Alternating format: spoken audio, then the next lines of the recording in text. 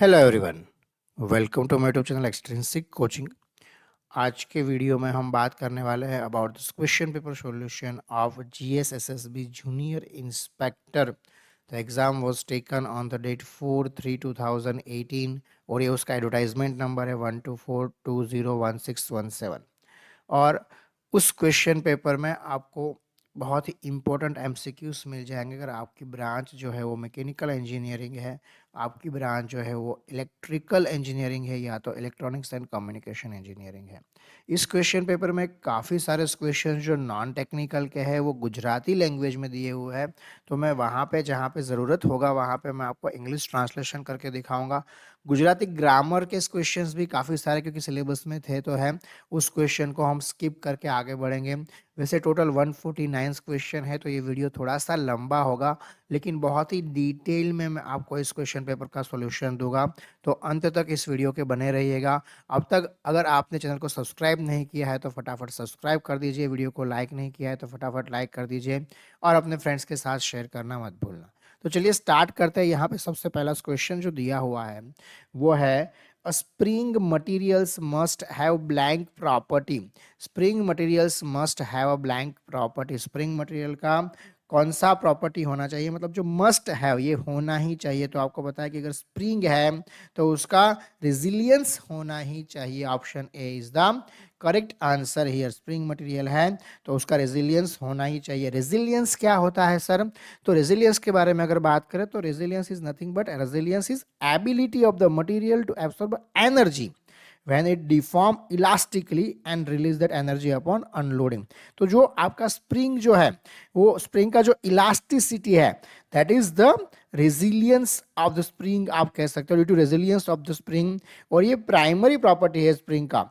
हाँ, जहाँ पे आप मतलब जहाँ भी स्टोर करो रिलीज करो मैकेनिकल एनर्जी को, यहाँ पे आप अगर इलास्टिसिटी की बात करो तो जो ओरिजिनल शेप में आपका स्प्रिंग वापस आ जाए एक बार खींचने के बाद, तो उसका जो वो एबिलिटी है वो एबिलिटी जो है that is due to resilience. Resilience जो है वो specifically quantifies energy storage capacity, मतलब कितना एनर्जी स्प्रिंग स्टोर कर सकता है, वो जो कैपेसिटी है वो रेजिलियंस से मिलता है।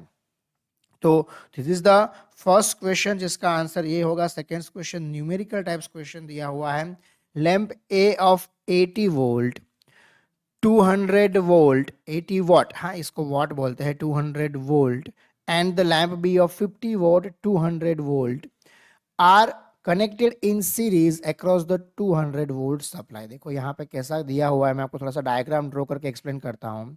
एक लैंप है, ये दूसरा लैंप है, और यहाँ पे जो सप्लाई है वो सप्लाई कितना है, सप्लाई 200 वोल्ट। ये जो पहला वाला लैंप है दूसरा वाला लैंप है, पहला वाला लैंप है 80 वोल्ट 200 वोल्ट का और दूसरा वाला लैंप है 50 वोल्ट 200 वोल्ट का। अब सीरीज में कनेक्ट किए हुए हमने सीरीज में कनेक्ट कर दिए। विच लैंप विल ग्लो डिम, कौन सा लैंप का लाइट जो है वो कम ग्लो होगा, इसका क्वेश्चन वैसा है। तो देखिए अब यहाँ पे हम वन बाय वन स्टेप लेके इस क्वेश्चन को सॉल्व करते हैं।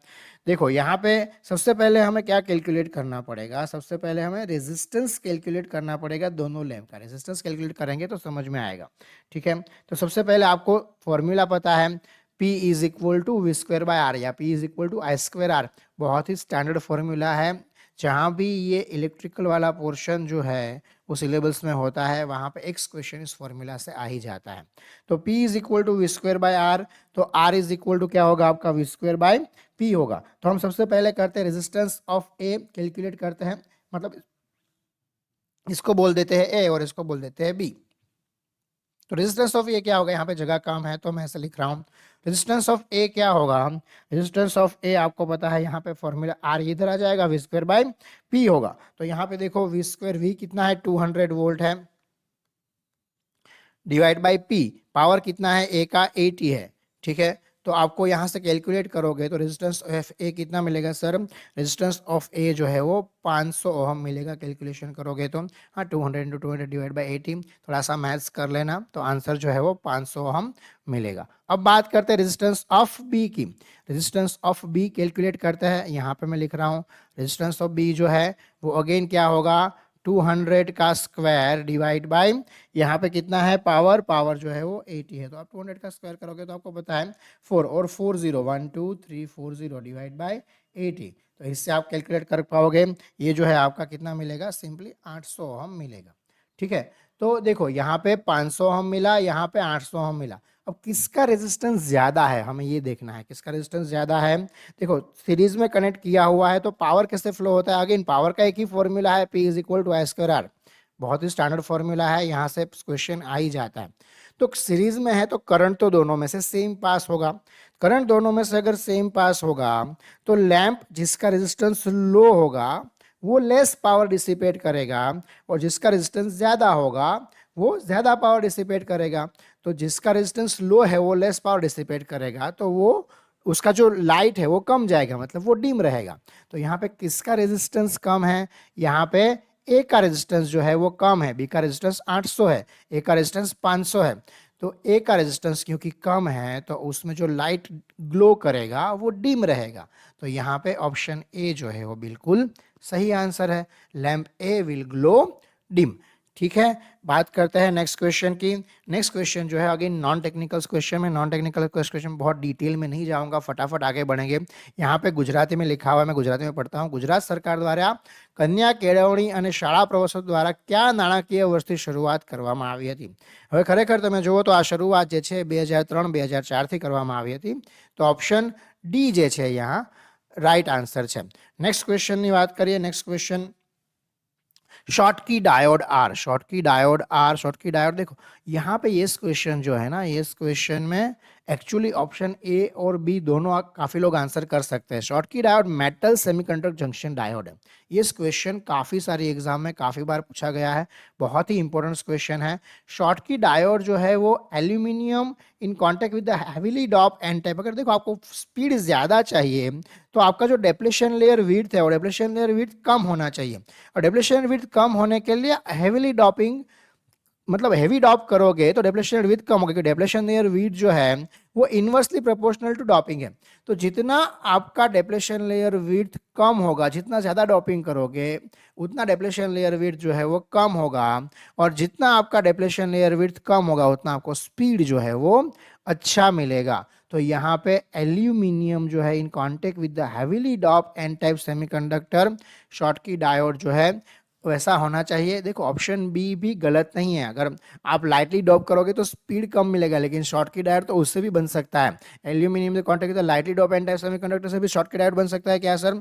बिल्कुल बन सकता है, क्योंकि ये मेटल सेमीकंडक्टर जंक्शन डायोड है। ठीक है, तो यहाँ पे अगर आपको ज्यादा स्पीड चाहिए तो आप हाईली डॉप करोगे, आपको कम स्पीड चाहिए तो आप generally Schottky diode very high speed के लिए यूज होता है। तो कन्वेंशनली यहाँ पे आंसर जो है वो ए सही होना चाहिए। ठीक है, बात करते हैं नेक्स्ट क्वेश्चन की। अगेन देखो ये जो है ये गुजराती ग्रामर का क्वेश्चन है, अब ना तो आपके सिलेबस में है जो जेएसएसबी की तैयारी कर रहा है, और ये ना किसी और के लिए यूजफुल है। यहाँ पे जो सही आंसर था वो ऑप्शन ए था। बात करते हैं नेक्स्ट क्वेश्चन की। The second moment of circular area about the diameter is given by, देखो डायरेक्टली इक्वेशन बेस्ड क्वेश्चन पूछ लिया है, डायरेक्टली इक्वेशन है यहाँ पे। The second moment of the area I is given by pi D square divide by 64। तो option सी जो है यहाँ पे बिल्कुल सही आंसर है, इसमें कुछ ज्यादा मतलब एक्सप्लेन करने का है नहीं, ये स्टैंडर्ड फॉर्मूला ही है। नेक्स्ट क्वेश्चन की बात करते हैं।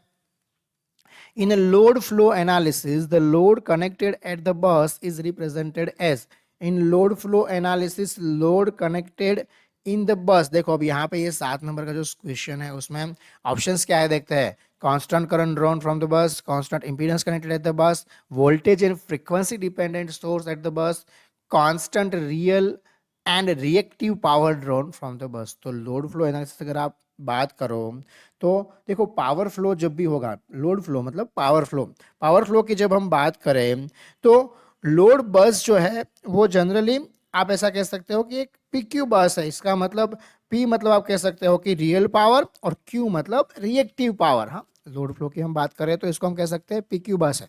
पी जो है आपका, ये दो पावर होते हैं आपको पता है, यहाँ पे एक रियल पावर है और एक ऐसा है रिएक्टिव पावर जो रिएक्टिव कंपोनेंट की वजह से मिलता है।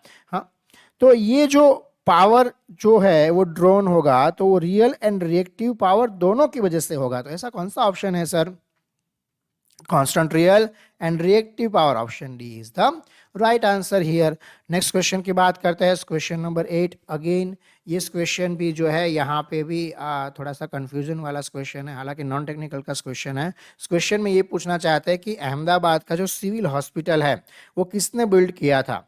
हाँ, और सिविल हॉस्पिटल जो है एक्चुअली आप कह सकते हो अहमदाबाद का जो है वो one of the Asia's largest civil hospital है, और जो एस्टैब्लिश किया गया था 1841 में. हाँ, ये हॉस्पिटल जो है एस्टेब्लिश किया गया था 1841 में. और जनरली ये हॉस्पिटल जो है सबसे पहले हठी सिंह केसरी सिंह जी ने जो है, और उसका जो है मतलब प्रेमाबाई नगर शेठ, ये दोनों ने मतलब दोनों का इसमें कंट्रीब्यूशन है. और उसके बाद जो डोनेशन है वो हरकुंवर सेठानी ने भी डोनेशन दिया था हॉस्पिटल चलाने के लिए.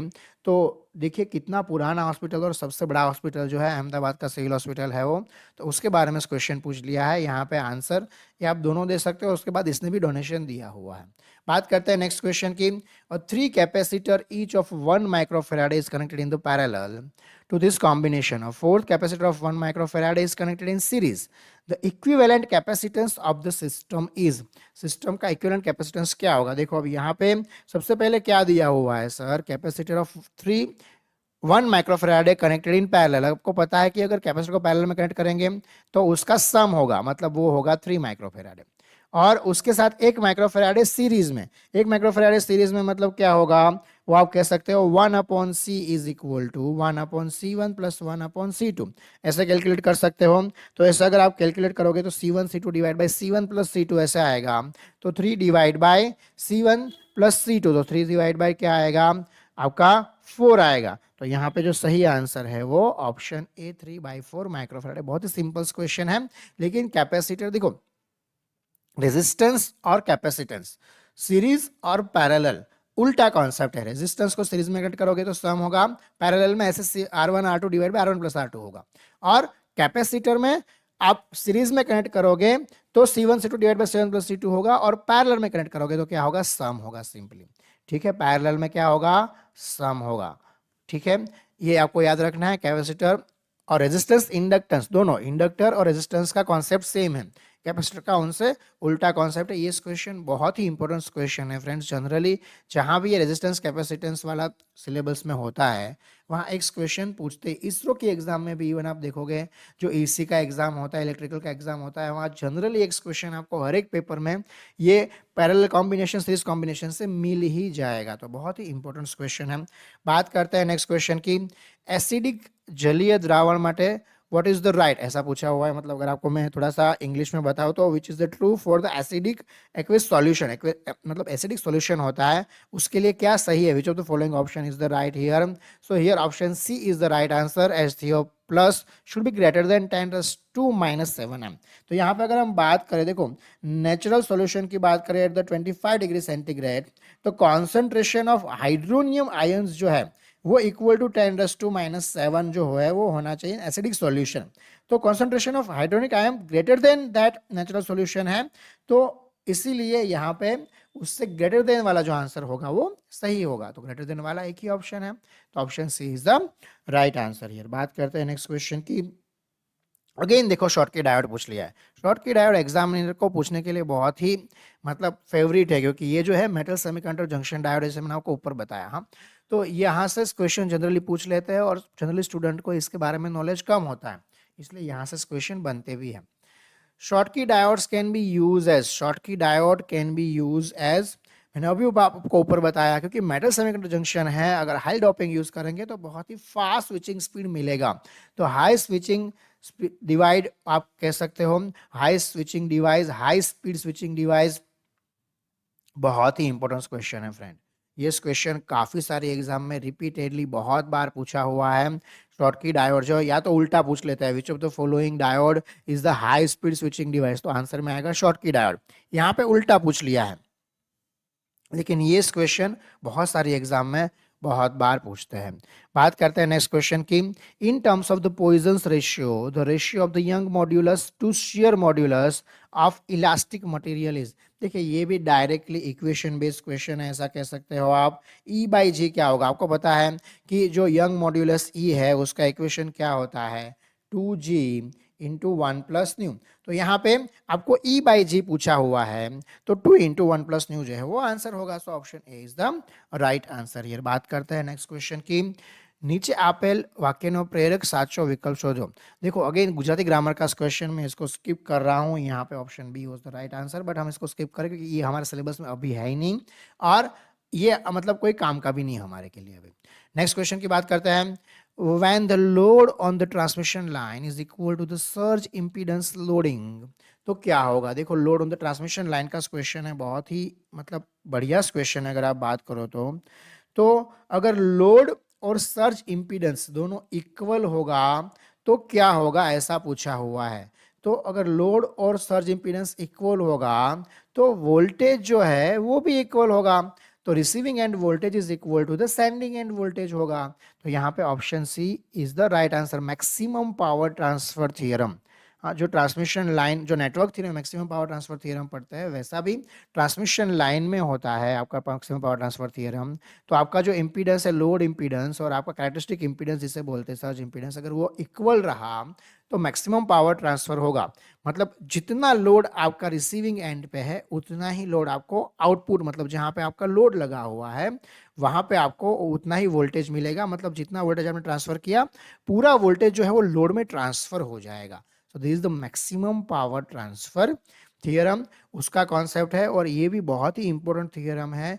इस थियरम से देखो यहाँ पे थोड़ा वर्डिंग्स इंग्लिश टिपिकल यूज किया है, वर्डिंग ऐसा यूज किया, थोड़ा सा कंफ्यूज हो जाओ अगर कॉन्सेप्ट क्लियर नहीं है तो। बाकी बहुत ही सिंपल फंडा है। आपका इनपुट का जो इम्पीडेंस है वो लोड इम्पीडेंस इतना होना चाहिए, नेटवर्क थियरी में भी ये फंडामेंटल है। बात करते हैं नेक्स्ट क्वेश्चन की। देखो यहाँ पे भी अगेन इंग्लिश पूछा हुआ है, इंग्लिश अगेन हमारे सिलेबस में है नहीं, लेकिन यहाँ पे जो आंसर सही होगा, I am not sure he is gone for shopping, ये आंसर सही होगा। ठीक है, देखो इसमें डिटेल मैं बता सकता हूँ ग्रामेटिकली क्या है क्या नहीं है, बट डिटेल में जाने की ज़रूरत हमें है नहीं क्योंकि अभी हमारे सिलेबस में है नहीं। और अगेन ये जो है पहले रखा करते थे, अभी बहुत सारे एग्जाम है जिसने जो लैंग्वेज है वो सिलेबस से हटा दिया है। हाँ, तो अभी इतना वो इम्पोर्टेंट भी नहीं है इस क्वेश्चन। बात करते हैं नेक्स्ट क्वेश्चन की, क्वेश्चन नंबर 16। अब बाइपोलर जंक्शन ट्रांजिस्टर बीजेटी के बारे में पूछा हुआ है। Reduce the A of bipolar junction transistor reduce if the base width is increase. The A of the bipolar junction transistor increase if the doping concentration of the base is increase.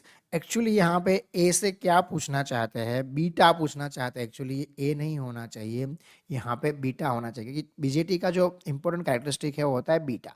हाँ, मतलब beta मतलब उसका जो gain है, current gain, actually current gain के बारे में पूछना चाहते हैं। देखो यहाँ पे इस क्वेश्चन को कैंसिल भी किया जा सकता है और काफ़ी सारी बुक में अगर करंट गेन का नोटेशन जो है वो ए दिया हुआ है तो फिर वो भी सही है। ठीक है, तो आप ऐसा भी नहीं बोल सकते, लेकिन ए से इस क्वेश्चन को समझना थोड़ा सा मुश्किल हो जाता है। बाकी आप बीटा समझ लो तो अभी इस क्वेश्चन बहुत ही आसान हो गया है ना। तो करंट गेन जो है वो inversely proportional to the base width है। तो यहाँ पे जितना आपका मतलब बेस विड्थ ज्यादा होगा उतना इलेक्ट्रॉन होल रिकॉम्बिनेशन जो है बेस में क्या होगा, आपका मतलब बढ़ जाएगा। तो इसकी वजह से आपका कलेक्टर करंट जो है वो कम होगा और कलेक्टर करंट कम होगा तो आपका बीटा भी कम होगा। तो ऑप्शन ए जो मतलब यहाँ पे सॉरी स्टेटमेंट 1 जो है S1 वो बिल्कुल सही है। ठीक है, S1 इज द राइट। अब दूसरे स्टेटमेंट के बारे में बात करते हैं। अगर डोपिंग कॉन्सेंट्रेशन को इंक्रीज करोगे बेस में तो नंबर ऑफ मेजॉरिटी कैरियर जो है वो पीएनपी या जो भी एनपीएन में है वो बेस में क्या होगा, इंक्रीज होगा। तो इसी वजह से हायर रिकॉम्बिनेशन रेट होगा और माइनॉरिटी कैरियर जो हम इंजेक्ट कर रहे हैं ए मीटर से वो क्या होंगे, रिड्यूस होंगे, कलेक्टर करंट रिड्यूस करेंगे। तो इसकी वजह से अब क्या हो जाएगा, आपका बीटा जो है वो डिक्रीज होगा। तो यहाँ पे क्या दिया है, बीटा इंक्रीज दिया हुआ है, तो ये गलत आंसर है, मतलब ये गलत ऑप्शन है। तो S1 is true, S2 is false. कौन सा ऑप्शन है, option D is the right answer here. बात करते हैं नेक्स्ट क्वेश्चन की। Two matings for gears have 40 and 120 teeth. देखिए again numericals type of question पूछ लिया है। 120 teeth respectively. The pinion rotates at 1200 rpm and the transmit torque of the 20 newton metre. The torque transmitted by the gear is. देखो यहाँ पे कुछ नहीं, proportion है, हम बात करते हैं 1 बाय 1 स्टेप बाय स्टेप बात करेंगे। देखो पिनियन जो है वो स्मॉलर गियर है विद द 40 टीथ, आप कह सकते हो दिस इज द टीथ। ठीक है, और यहाँ पे हम इसको लिख देते हैं टीथ जो है पिनियन के कितने हैं 40 है, ठीक है। और गियर के टीथ कितने हैं हम लिखते हैं टीजी, कितने हैं 120 है। अब बात करते हैं टॉर्क की। टॉर्क पिनियन का दिया हुआ है, इसको लिखते हैं टाउ। कितना दिया हुआ है? दिया हुआ है 20 न्यूटन मीटर। और हमको क्या चाहिए? टॉर्क ट्रांसमिटेड गियर का कितना होगा, मतलब टॉर्क ऑफ गियर कितना होगा, ये चाहिए, ये क्वेश्चन है। अब देखो यहाँ पे कुछ नहीं, सिंपली जो है आपको क्या करना है सर, रेशियो लगाना है, ठीक है। जनरली जो गियर ट्रेन है उसमें ratio of the torque is equal to ratio of the number of teeth होता है। तो tau G divide by tau P is equal to T G divide by T P होगा। तो आपको क्या चाहिए सर, यहाँ पे टाउ जी चाहिए, बाकी सब जो है आपको दिया हुआ है। तो 120 डिवाइड बाई 40 इंटू 20 करोगे तो आपको आंसर क्या मिलेगा? आपको जो आंसर मिलेगा वो आंसर बिल्कुल सही आंसर होगा। आपको आंसर मिलेगा यहाँ पे 6। तो 6 जो है वो सही आंसर होगा। अब देखो यहाँ पे आपको जो ऑप्शन दिए हुए हैं, ठीक है, एक्चुअली यहाँ पे आपको जो ऑप्शन दिए हुए हैं उसमें देखिए, बात करते हैं, हम सॉल्व करते हैं इसको, ठीक है। ये 2 2 ज़ा 4, अच्छा ओके 60 आंसर आएगा। हाँ, तो 60 कौन सा ऑप्शन है? Option C is the right answer here. 60 is the right answer. बात करते हैं नेक्स्ट क्वेश्चन की। 60 न्यूटन मीटर, हाँ 60 न्यूटन मीटर होना चाहिए, टॉर्क है। बात करते हैं नेक्स्ट क्वेश्चन की। Again the non technical question है। यहाँ पे देखो डिफरेंट डिफरेंट जो है वो मतलब मैच द टेबल वाला जो है क्वेश्चन है। वाकानेर जो है वो बैंक ऑफ मच्छू रिवर पे है, सो इसलिए मोरबी डिस्ट्रिक्ट में आएगा। सो यहाँ पे वाकानेर कहाँ पे है ऐसा पूछा हुआ है, तो मोरबी डिस्ट्रिक्ट में आएगा। तो ए के सामने 3 जो है वो सही आंसर है। बात करें तुलसी श्याम की, तो पिलग्रिम फॉर टूरिस्ट है, हॉट वाटर स्प्रिंग वहाँ पे है, और वहाँ पे ये कहाँ पे है? ये गिर सोमनाथ में है। तो यहाँ पे ये 4 जो है वो सही आंसर आएगा। बात करते हैं सी की। चांपानेर कहाँ पे है? सुल्तान अहमद शाह, हिम्मतनगर। हाँ, तो हिम्मतनगर की अगर हम बात करें तो हिम्मतनगर कहाँ पे है? Champaner the historical city. हाँ, वनराज चावड़ा ने जो फाइंड किया था वो चांपानेर की अगर हम बात करें तो चांपानेर कहाँ पे है? वो पंचमहाल डिस्ट्रिक्ट में है। तो डी के सामने पंचमहाल आएगा, 1 आएगा। और सी जो है आपका हिम्मतनगर फाउंडेड बाय सुल्तान अहमद शाह, वो कहाँ पे आएगा? साबरकाठा में आएगा, ऑप्शन 2। तो ये देखो ए के सामने 3, ए के सामने 3, ए के सामने 3 एक ही ऑप्शन में है। तो पहला ही देख के आप आंसर कर सकते हो, दूसरा देखने की भी जरूरत नहीं है, ठीक है। एक्चुअली मैं तो सॉल्यूशन करूँ। अच्छा, यहाँ भी ए के सामने 3 है, यहाँ भी ए के सामने, सब में ए के सामने तो 3 ही है, तो मतलब ये तो देखने की जरूरत नहीं है, ऐसा है। देखो यहाँ पे उल्टा सीधा लिखा हुआ है कंफ्यूज करने के लिए। हाँ, बी के सामने 4, बी के सामने 4 अगर आपको पता है तो डायरेक्टली आप आंसर कर पाओगे। बहुत ही फेमस है प्लेस तुलसी श्याम जो गिर में आया हुआ है, तो बहुत ही इजी क्वेश्चन हो गया है, तो फिर है ना, इस क्वेश्चन में कुछ रहा ही नहीं। बात करते हैं नेक्स्ट क्वेश्चन की, question number 19। As a temperature of metallic resistor is increase the product of its resistivity and the conductivity. देखो कितना बढ़िया क्वेश्चन है, बहुत ही बढ़िया क्वेश्चन पूछा हुआ है ये। अगर आप रेजिस्टिविटी और कंडक्टिविटी दोनों का प्रोडक्ट करोगे, conductivity sigma is equal to 1 upon rho, this is resistivity, this is conductivity, ये दोनों एक दूसरे के इनवर्स प्रोपोर्शन में है। अगर ये बढ़ेगा तो ये कम होगा, अगर ये बढ़ेगा तो ये कम होगा। तो यहाँ पे अगर आप कोई भी कुछ भी ले लो, यहाँ पे रेजिस्टिविटी और कंडक्टिविटी का जो प्रोडक्ट है वो ऑलवेज जो है वो कांस्टेंट ही रहेगा, क्योंकि दोनों एक दूसरे के इनवर्स प्रोपोर्शन पे है, दोनों एक दूसरे के इनवर्स इक्वल में है। तो एक बढ़ेगा तो दूसरा कम होगा, दूसरा बढ़ेगा तो पहला कम होगा। तो यहाँ पे और कोई कॉन्सेप्ट चाहिए ही नहीं आपको, ठीक है। अगर सिर्फ इतना बताओ कि रेजिस्टिविटी और कंडक्टिविटी एक दूसरे के इनवर्स होते हैं, तो वो कोई कुछ भी ले लो आप, वो दोनों का जो प्रोडक्ट है वो ऑलवेज 1 ही रहने वाला है, मतलब कांस्टेंट ही रहने वाला है। बात करते हैं नेक्स्ट क्वेश्चन की। Here this question ask about the birth place of the folk artist Darbar Punjawala. तो उसका बर्थ प्लेस यहाँ पे पूछा हुआ है, उसका बर्थ प्लेस जो है वो साथड़ी है। सो क्वेश्चन नंबर 20 में जो ऑप्शन सही आएगा वो साथड़ी, हाँ that is the right answer. Next question की बात करते हैं, question number 21। Step up sub station are associated with, step up sub station जो है वो किससे एसोसिएटेड होता है ऐसा पूछा हुआ है। तो स्टेप अप मतलब मुझे वोल्टेज को अप करना है, ट्रांसफार्मर के कॉन्सेप्ट से सब स्टेशन की बात की हुई है, तो मुझे वोल्टेज को अप करना है, मतलब मुझे वोल्टेज जनरेट करना है, तो यहाँ पे जनरेटिंग स्टेशंस आएंगे। Option A is the right answer here.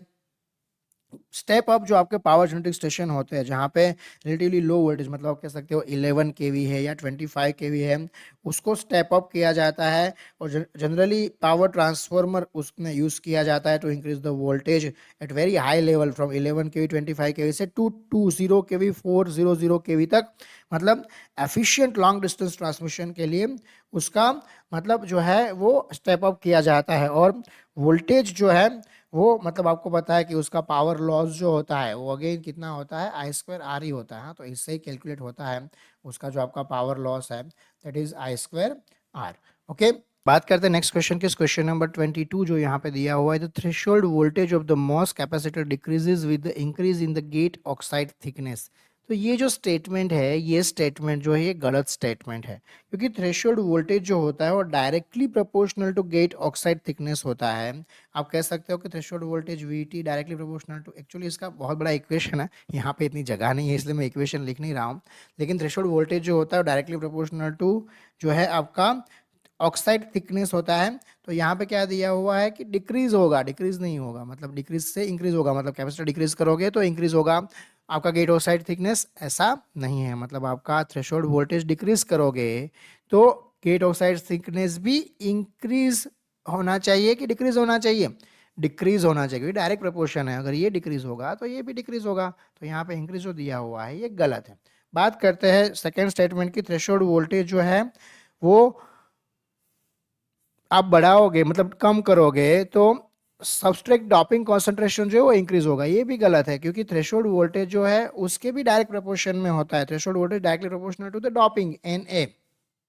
तो यहाँ पे अगर ये बढ़ाओगे तो ये भी बढ़ेगा, और ये कम करोगे तो ये भी कम होगा, तो ये डिक्रीज करोगे तो ये भी डिक्रीज होना चाहिए। तो जो इंक्रीज दिया है ये भी गलत है, मतलब दोनों स्टेटमेंट गलत है। सो ऑप्शन सी 22 में is the right answer here. बात करते हैं नेक्स्ट क्वेश्चन की। क्वेश्चन नंबर 23, यहाँ पे जो गुजराती में लिखा हुआ है ये एक्चुअली पॉलिटिकल क्वेश्चन है, मैं इंग्लिश में थोड़ा सा आपको बताता हूँ क्या लिखा हुआ है।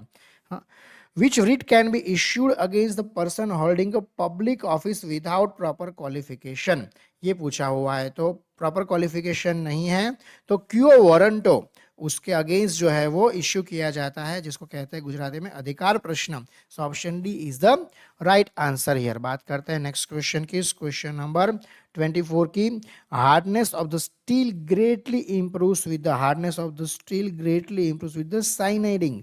So option B is the right answer here. Cyaniding जो है वो एक्चुअली केस हार्डनिंग प्रोसेस है, जहां पे स्टील जो है उसको हीट किया जाता है in the molten cyanide salt bath, और उसके बाद कार्बन एंड नाइट्रोजन जो होते हैं वो एब्सोर्ब हो जाते हैं सरफेस पे स्टील के, और एक very hard wear resistance outer layer जो है वो फॉर्म करते हैं।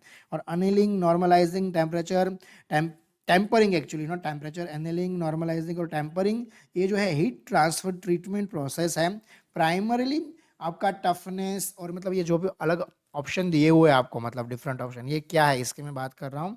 एक हीट ट्रांसफर प्रोसेस है एक्चुअली, जिससे आपका toughness, ductility, internal stress affect होता है, लेकिन सरफेस हार्डनेस उससे अफेक्ट नहीं होता।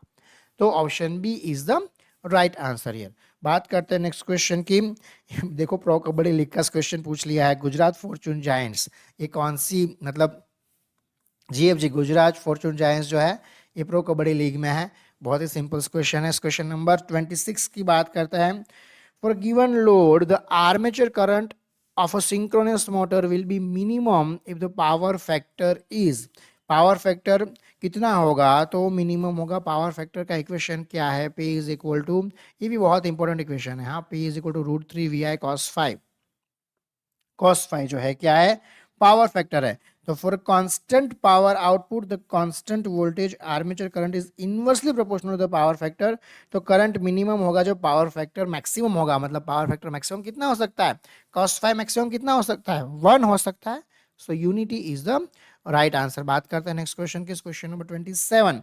The gate oxide in the CMOS process is preferably grown using the dry oxidation. जो गेट ऑक्साइड जो सीमोस होता है आपका complementary MOSFET, metal oxide semiconductor, MOS का फुल फॉर्म भी काफी बार पूछते हैं, हाँ, मेटल ऑक्साइड सेमीकंडक्टर जो आपका है CMOS, complementary metal oxide semiconductor transistor है एक, जो आपका VLSI टेक्नोलॉजीज में यूज होता है। सो ड्राई ऑक्सीडेशन प्रोसेस है जहां पे सिलिकॉन जो है उसको हीट किया जाता है in the presence of pure oxygen, और एक very high quality dense uniform silicon dioxide वो प्रोड्यूस करता है। सिलिकॉन डाइऑक्साइड मतलब नथिंग बट SiO2। तो एक लेयर जो है वो प्रोड्यूस करता है SiO2 का, और एक्चुअली ये स्लोअर देन वेट ऑक्सीडेशन है बट सुपीरियर क्वालिटी जो है वो देता है, इसकी वजह से ये प्रीफर मेथड है ड्राई ऑक्सीडेशन जो है वो।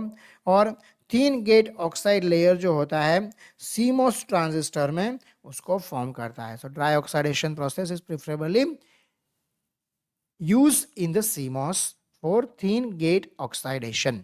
बात करते हैं नेक्स्ट क्वेश्चन की। अगेन गुजराती ग्रामर का क्वेश्चन में आपको इसका आंसर बता देता हूं। इसका जो आंसर है वो आंसर बी राइट है। आगे बढ़ता है नेक्स्ट क्वेश्चन की बात करते हैं, question number 29। The net resistance of the ammeter should be small to ensure that. देखो ए मीटर का नेट रेजिस्टेंस बहुत ही कम होना चाहिए, क्योंकि ए मीटर जो है ना वो सीरीज में कनेक्ट होता है। और क्यों कम होना चाहिए? क्योंकि अगर ए मीटर का रेजिस्टेंस कम रहा तो वो करंट को इतना अफेक्ट नहीं करेगा, क्योंकि सीरीज में है। तो अगर रेजिस्टेंस कम है तो उतना करंट वो ड्रो नहीं करेगा। अगर ए मीटर का रेजिस्टेंस हाई रहा तो सर्किट जो है उसका आपका रेजिस्टेंस जो है वो सिग्निफिकेंटली इंक्रीज हो जाएगा, और उसकी वजह से क्या होगा, आपका करंट जो है वो वेरी हो जाएगा, एक्चुअल करंट आपको मिलेगा ही नहीं, क्योंकि ए मीटर ही इतना रेजिस्टेंस को ड्रॉप कर लेगा, मतलब इतना करंट को ड्रॉप कर लेगा अगर ए मीटर रेजिस्टेंस हाई रहा तो इसकी वजह से आइडियल ए मीटर का रेजिस्टेंस जो है वो 0 होना चाहिए, और प्रैक्टिकल ए मीटर का resistance as small as possible होना चाहिए। तो इसलिए option D is the right answer. It does not appreciably change the current to be measured. बात करते हैं नेक्स्ट क्वेश्चन की। यहाँ पे देखो अगेन इंग्लिश का क्वेश्चन है। चेंज द जेंडर, फॉक्स जो है ये आपको पता है कि मेल डॉग जिसे बोलते हैं, हाँ, और अगर उसका फीमेल वर्जन की बात करें तो उसे विक्सन कहा जाता है। Option A is the right answer. बात करते हैं नेक्स्ट क्वेश्चन की। Autocollimator is use for. Autocollimator जो है वो यूज होता है for the alignment error of the machine slideway. तो यहाँ पे ऑप्शन ए जो है वो बिल्कुल सही आंसर है। ऑटो कोलीमीटर जो है वो यूज होता है for the optical instrument use to measure very small angular deviation with high precision. Generally वो यूज होता है मैकेनिकल इंजीनियरिंग में, एंड मेट्रोलॉजी में यूज होता है फॉर चेकिंग द आप कह सकते हो स्ट्रेटनेस, फ्लैटनेस और अलाइनमेंट एरर जो है उस वहाँ पे जहाँ पे मतलब मशीन टूल्स जो है वो स्लाइड वे होता है, तो वहाँ पे उसका अलाइनमेंट एरर मेजर करने के लिए वो यूज किया जाता है। So option A is the right answer. बात करते हैं नेक्स्ट क्वेश्चन की, question number 32। An iron core coil has an inductance of 3 henry if the reluctance of the magnetic path is 300 ampere turn per weber, the number of turns of the coil is. कितना होगा? देखो यहाँ पे आपका जो है question जो है वो एक ही फॉर्मूला पे बेस है, L is equal to N square by R. तो आपको देखो एम्पियर टर्न दिया हुआ है, हेनरी दिया हुआ है, और number of turns of the coil, actually Henry दिया हुआ है आपको मेटालिक पाथ का, एम्पियर टर्न दिया हुआ है मतलब एल दिया हुआ है, आर दिया हुआ है, आप ऐसा कह सकते हो, और आपको एन पूछ लिया गया है यहाँ पे, है ना। तो यहाँ पे देखो N square is equal to क्या होगा? एल आर होगा। N square is equal to क्या होगा? एल आर होगा। तो एन स्क्वायर यहाँ पे एल इंटू आर कितना होगा? N square is equal to 3 into 30। तो करोगे तो कितना होगा वो? एक्चुअली थोड़ी 300 है, 30 नहीं है, 900 होगा। तो अंडर रूट करोगे तो आंसर क्या आएगा? 30 आएगा। So option D is the right answer here. बात करते हैं नेक्स्ट क्वेश्चन की। यहाँ पे नेक्स्ट क्वेश्चन दिया हुआ है, अगेन नॉन टेक्निकल क्वेश्चन है। When was the new economic policy started in the India. तो न्यू इकोनॉमिक पॉलिसी जो है, हाँ, वो कब से स्टार्ट हुई थी, ऐसा क्वेश्चन है। तो न्यू इकोनॉमिक पॉलिसी जो है वो 1991 से स्टार्ट हुई थी।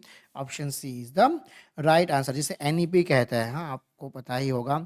मेजर इकोनॉमिक रिफॉर्म जब आए, 3 मेजर इकोनॉमिक रिफॉर्म, LPG, हाँ, यहाँ पे थोड़ा सा बात कर लेते हैं कि ये बहुत ही पूछते हैं एग्जाम में।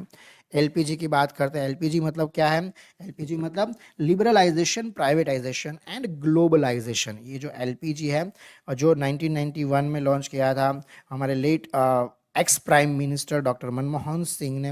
हाँ, और आपका मतलब अब उस टाइम पे वो फाइनेंस मिनिस्टर थे 1991 में, और उस टाइम पे प्राइम मिनिस्टर जो थे वो नरसिम्हा राव थे। बात करते हैं नेक्स्ट क्वेश्चन की। ये जितना भी मैंने आपको बताया एग्जाम में पूछते हैं, इसलिए मैंने आपको सारा इन्फॉर्मेशन दे दिया। Question number 34, the symmetrical components are used in the fault analysis because. Symmetrical component जो है वो क्यों यूज होता है? देखो, मेथड ऑफ सिमेट्रिकल कंपोनेंट मतलब पॉजिटिव, नेगेटिव, जीरो सीक्वेंस, ये जो है ये अनबैलेंस थ्री फेज फोल्ड जो होता है, हाँ, उसके लिए जो होता है। उसका एडवांटेज क्या है कि वो ट्रांसफॉर्म करते हैं unbalance couple system into three separate uncouple sequence network. इसका मतलब अगर कोई म्यूचुअल इंडक्टेंस और coupling between the positive, negative, zero sequence network जो भी है वो सिंप्लीफाई कर देते हैं। तो यहाँ पे कौन सा ऑप्शन सही आएगा sir? Option B, the sequence network do not have mutual coupling. हाँ, मतलब symmetrical component are used in the fault analysis because sequence network do not have mutual coupling, इसलिए उसका यूज होता है। बात करते हैं नेक्स्ट क्वेश्चन की। Question number 35। अगेन देखो यहाँ पे ये जो है गुजराती ग्रामर का क्वेश्चन है, यहाँ पे राइट आंसर ऑप्शन ए है। बात करते हैं नेक्स्ट क्वेश्चन की। Question number 36, work done is zero for the following process. Work done zero कहाँ पे होगा? ठीक है, कांस्टेंट वॉल्यूम है, फ्री एक्सपांशन है, थ्रोटलिंग है। तो एक्चुअली ऑल ऑफ द बहुत सारे केसेस में वर्क डन जो है वो कैसा होगा? जीरो होगा। देखो, कांस्टेंट वॉल्यूम प्रोसेस आपको पता है, W is integration P dV. अगर वॉल्यूम कांस्टेंट रहा तो डीवी जीरो होगा, तो वर्क डन आपका जीरो होगा। फ्री एक्सपांशन, फ्री एक्सपांशन मतलब like you can say a gas expanding in the vacuum, तो फ्री एक्सपांशन है, तो कोई एक्सटर्नल प्रेशर क्या चाहिए वहां पे? नहीं चाहिए, तो वहां भी वर्क डन जीरो है। अगर थ्रोटलिंग की बात करें हम, जिसे आप कह सकते हो कि इसेंथैल्पिक प्रोसेस है वो, जो कांस्टेंट एंथैल्पी प्रोसेस कह सकते हो आप, मतलब कांस्टेंट एंथैल्पी प्रोसेस है जहां पे फ्लूइड एक्सपांड होता है through a restriction without any work being done. हाँ, तो इसे कहते हैं थ्रोटलिंग। तो यहां भी वर्क डन क्या होता है? जीरो होता है। तो all of above is the right answer. बात करते हैं नेक्स्ट क्वेश्चन की। Spinning reserve is the reserve generating capacity which is connected to a bus and is ready to take the load. Actually option B is the right answer here. क्यों? क्योंकि यहाँ पे हम बात करें पावर सिस्टम ऑपरेशन की, तो spinning reserve क्या होता है? एक अनयूज कैपेसिटी ऑफ जनरेटर है दैट ऑलरेडी सिंक्रोनाइज मतलब कनेक्टेड है to a power grid and spinning at the system frequency. ये कैपेसिटी जो होता है available to immediate respond to the sudden increase in the load और लॉस और another generator होता है। तो एक्चुअली यहाँ पे option B is the right answer. बात करते हैं नेक्स्ट क्वेश्चन की। एमएस वर्ड का बहुत ही सिंपल क्वेश्चन कंप्यूटर का पूछ लिया है कि which shortcut key is use to go to the beginning of the MS Word document. Beginning में जाना है मतलब कंट्रोल होम करोगे तो बिगिनिंग में चले जाओगे। गुजराती में लिखा हुआ है कि કયું ડોક્યુમેન્ટ જે છે શરૂઆતના ભાગમાં લઈ જવા માટે શોર્ટકટ કી मतलब ઉપયોગ થાય છે, मतलब એમએસ વર્ડ ડોક્યુમેન્ટમાં શરૂઆતના ભાગમાં જવા માટે કઈ શોર્ટકટ કીનો ઉપયોગ થાય છે? So option A is the right answer. बात करते हैं नेक्स्ट क्वेश्चन की। Question number 39, a wire of the resistance R has its length and cross section both double, its resistance will become। ये भी एक बहुत ही इंपॉर्टेंट फॉर्मूला है जिससे इस क्वेश्चन पूछा हुआ है। R is equal to rho L by A. यहाँ से इस क्वेश्चन का आंसर आएगा। अगर आपको पता है ये इसको इक्वेशन तो आप इजीली आंसर कर पाओगे। हाँ, यहाँ पे क्या दिया हुआ है आपका जो न्यू लेंथ है, लेंथ क्या हो जाएगा आपका 2L हो जाएगा, और आपका जो न्यू एरिया है वो 2A हो जाएगा। तो देखो यहाँ पे अगर आप 2L करोगे 2A करोगे तो L बाई ए है, तो दोनों 2 जो है वो कैंसिल हो जाएगा, आपका फाइनल R ही रहेगा। सो option D is the right answer. Reasoning का क्वेश्चन है। नेक्स्ट क्वेश्चन जो है वो गुजराती में लिखा हुआ है, मैं आपको इंग्लिश में बताता हूँ क्या लिखा हुआ है। How many O's are there which are immediately followed by the Q but not immediately preceded by the D. मतलब फॉलोड बाय क्यू होना चाहिए, मतलब क्या होना चाहिए? ओ क्यू, फॉलोड ओ के बाद क्यू आना चाहिए, लेकिन डी जो है वो नहीं हुआ चलेगा, मतलब पहले डी नहीं होना चाहिए, मतलब ओ क्यू चाहिए और पहले डी नहीं चाहिए।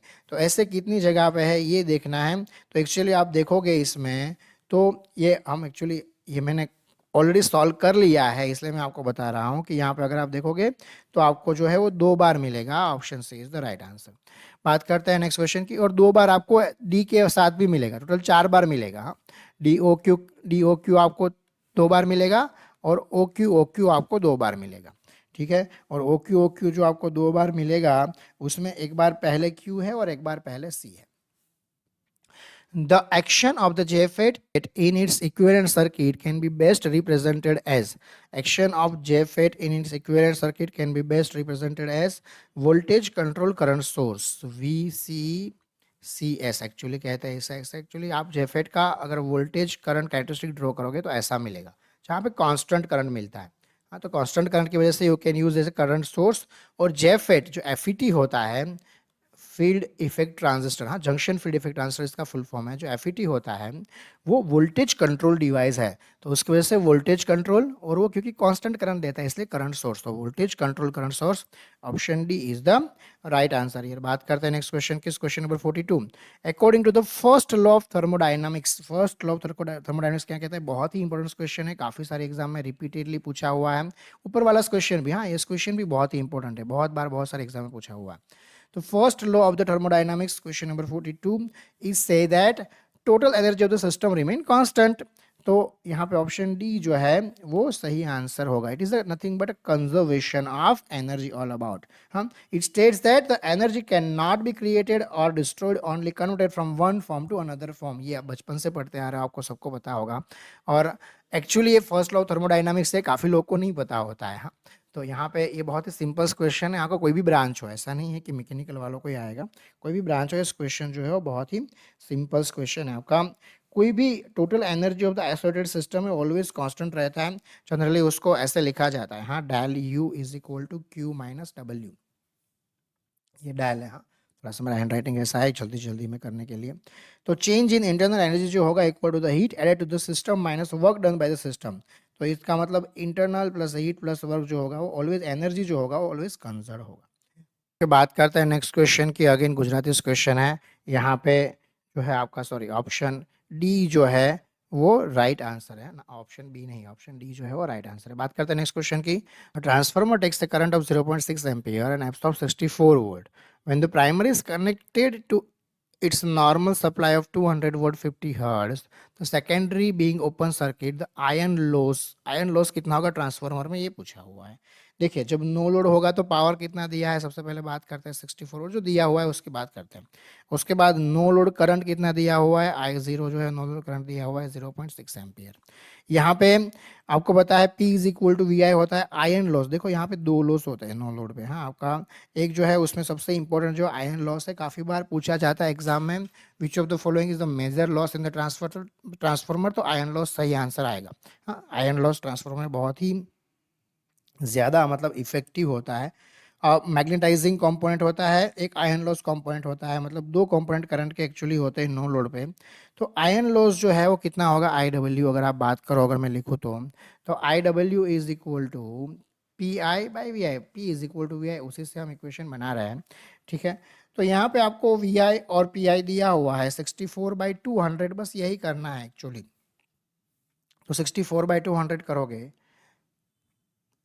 तो आंसर क्या आएगा, देखो 32/100 आएगा। सिंपल करते हैं इसको, तो 0.32, option D is the right answer. कोई कैलकुलेशन ज़्यादा है ही नहीं। बात करते हैं नेक्स्ट क्वेश्चन की। इंग्लिश का क्वेश्चन है, इसको हम स्किप करते हैं। यहाँ पे ऑप्शन सी राइट आंसर है। ये जो क्वेश्चन है, इस क्वेश्चन ही कैंसिल कर दिया गया था एग्जाम में। डिजिटल इलेक्ट्रॉनिक्स का क्वेश्चन है, इसको आप सॉल्व कर सकते हो, सॉल्व करना है तो यहाँ पे। लेकिन इस क्वेश्चन का जो मतलब यहाँ पे दिया हुआ है वो नोटेशन गलत दिया हुआ है, इसकी वजह से इस क्वेश्चन जो है वो कैंसिल कर दिया गया है फाइनल आंसर की में। तो इसको हम सॉल्व नहीं कर रहे हैं, और अगेन ये सिलेबस में आपके है भी नहीं। A cycle consists of one constant pressure, one constant volume and two asentropic process is known as। asentropic process दो है तो इसको क्या कहेंगे, देखो यहाँ पे हम बात करते हैं इस क्वेश्चन की अगर डिटेल में, तो यहाँ पे जो आपका सही आंसर सबसे पहले होगा वो सही आंसर होगा डीजल साइकिल। देखो, डीजल साइकिल में एक एसेंट्रोपिक कंप्रेशन होता है, एक कांस्टेंट प्रेशर हीट एडिशन होता है, एक एसेंट्रोपिक एक्सपांशन होता है, और एक कांस्टेंट वॉल्यूम हीट रिजेक्शन होता है। तो यहाँ पे क्योंकि दिया हुआ है आपको कि दो एसेंट्रोपिक प्रोसेस है, तो ऐसे दो एसेंट्रोपिक प्रोसेस किस में आएंगे, डीजल साइकिल में आएंगे। तो इसकी वजह से ऑप्शन ए जो है वो बिल्कुल आपका सही आंसर है। तो बाकी सर क्या होता है, देखो ऑटो साइकिल की अगर बात करें तो ऑटो साइकिल में एक एसेंट्रोपिक कंप्रेशन होता है, एक कांस्टेंट वॉल्यूम हीट एडिशन होता है, एक एसेंट्रोपिक एक्सपेंशन होता है और एक कांस्टेंट वॉल्यूम हीट रिजेक्शन होता है। ठीक है, अगर हम बात करें स्ट्रेलिंग साइकिल की तो दो कांस्टेंट वॉल्यूम प्रोसेस होते हैं और दो आइसोथर्मल प्रोसेस होते हैं। तो इसकी वजह से जो आपको दिया हुआ है, एक कांस्टेंट वॉल्यूम, एक कांस्टेंट प्रेशर, ठीक है, और दो जो है वो एसेंट्रोपिक प्रोसेस, तो एक इसमें मैच करेगा, डीजल साइकिल में मैच करेगा। सो option A is the right answer. बात करते हैं नेक्स्ट क्वेश्चन की, question number 48। From which state was the अग्नि 5 missile launch in the January. देखो करंट अफेयर का क्वेश्चन उस टाइम पे था कि इस क्वेश्चन पेपर 2018 का है, तो यहाँ पे ओडिशा जो है वहां से लॉन्च किया गया था एक्चुअली उस टाइम पे, तो Odisha is the right answer. बात करते हैं नेक्स्ट क्वेश्चन की, electromagnetics are made of soft iron because soft iron has क्या होता है, सॉफ्ट आयन में low retentivity and low coercive force होता है। So option D is the right answer. Again this is very important question, ये बहुत बार बहुत सारे एग्जाम में पूछा हुआ है। इलेक्ट्रोमैग्नेटिक आपका जो होता है इलेक्ट्रोमैग्नेट, वो स्ट्रांगली मैग्नेटिक होना चाहिए जब करंट फ्लो होता है, और उसका मैग्नेटिज्म जो है वो लूज करना चाहिए as soon as current is switch off, मतलब करंट अगर बंद कर दिया तो उसका मैग्नेटिज्म बंद हो जाना चाहिए। आपका हिस्टेरेसिस कर्व एनालिसिस जो है उससे आप जो है ये समझ पाओगे बहुत इजीली। हाई परमिएबिलिटी और लो रिलक्टेंस, हाँ स्ट्रांगली मैग्नेटिक होने के लिए चाहिए। लो रिटेंटिविटी चाहिए, it should not retain the magnetism after the current is off, इसे कहते हैं लो रिटेंटिविटी। और लो कोर्सिव फोर्स जो है, तो डीमैग्नेटाइजिंग फोर्स जो होता है required to bring back to zero magnetism, वो जितना लो हो उतना अच्छा है। तो सॉफ्ट आयन जो है उसके इतने प्रॉपर्टीज होते हैं। मटेरियल साइंस का इस क्वेश्चन है, option D is the right answer. Again next question जो है वो गुजराती ग्रामर का क्वेश्चन है, उसमें option B is the right answer. बात करते हैं नेक्स्ट क्वेश्चन की, क्वेश्चन नंबर 51।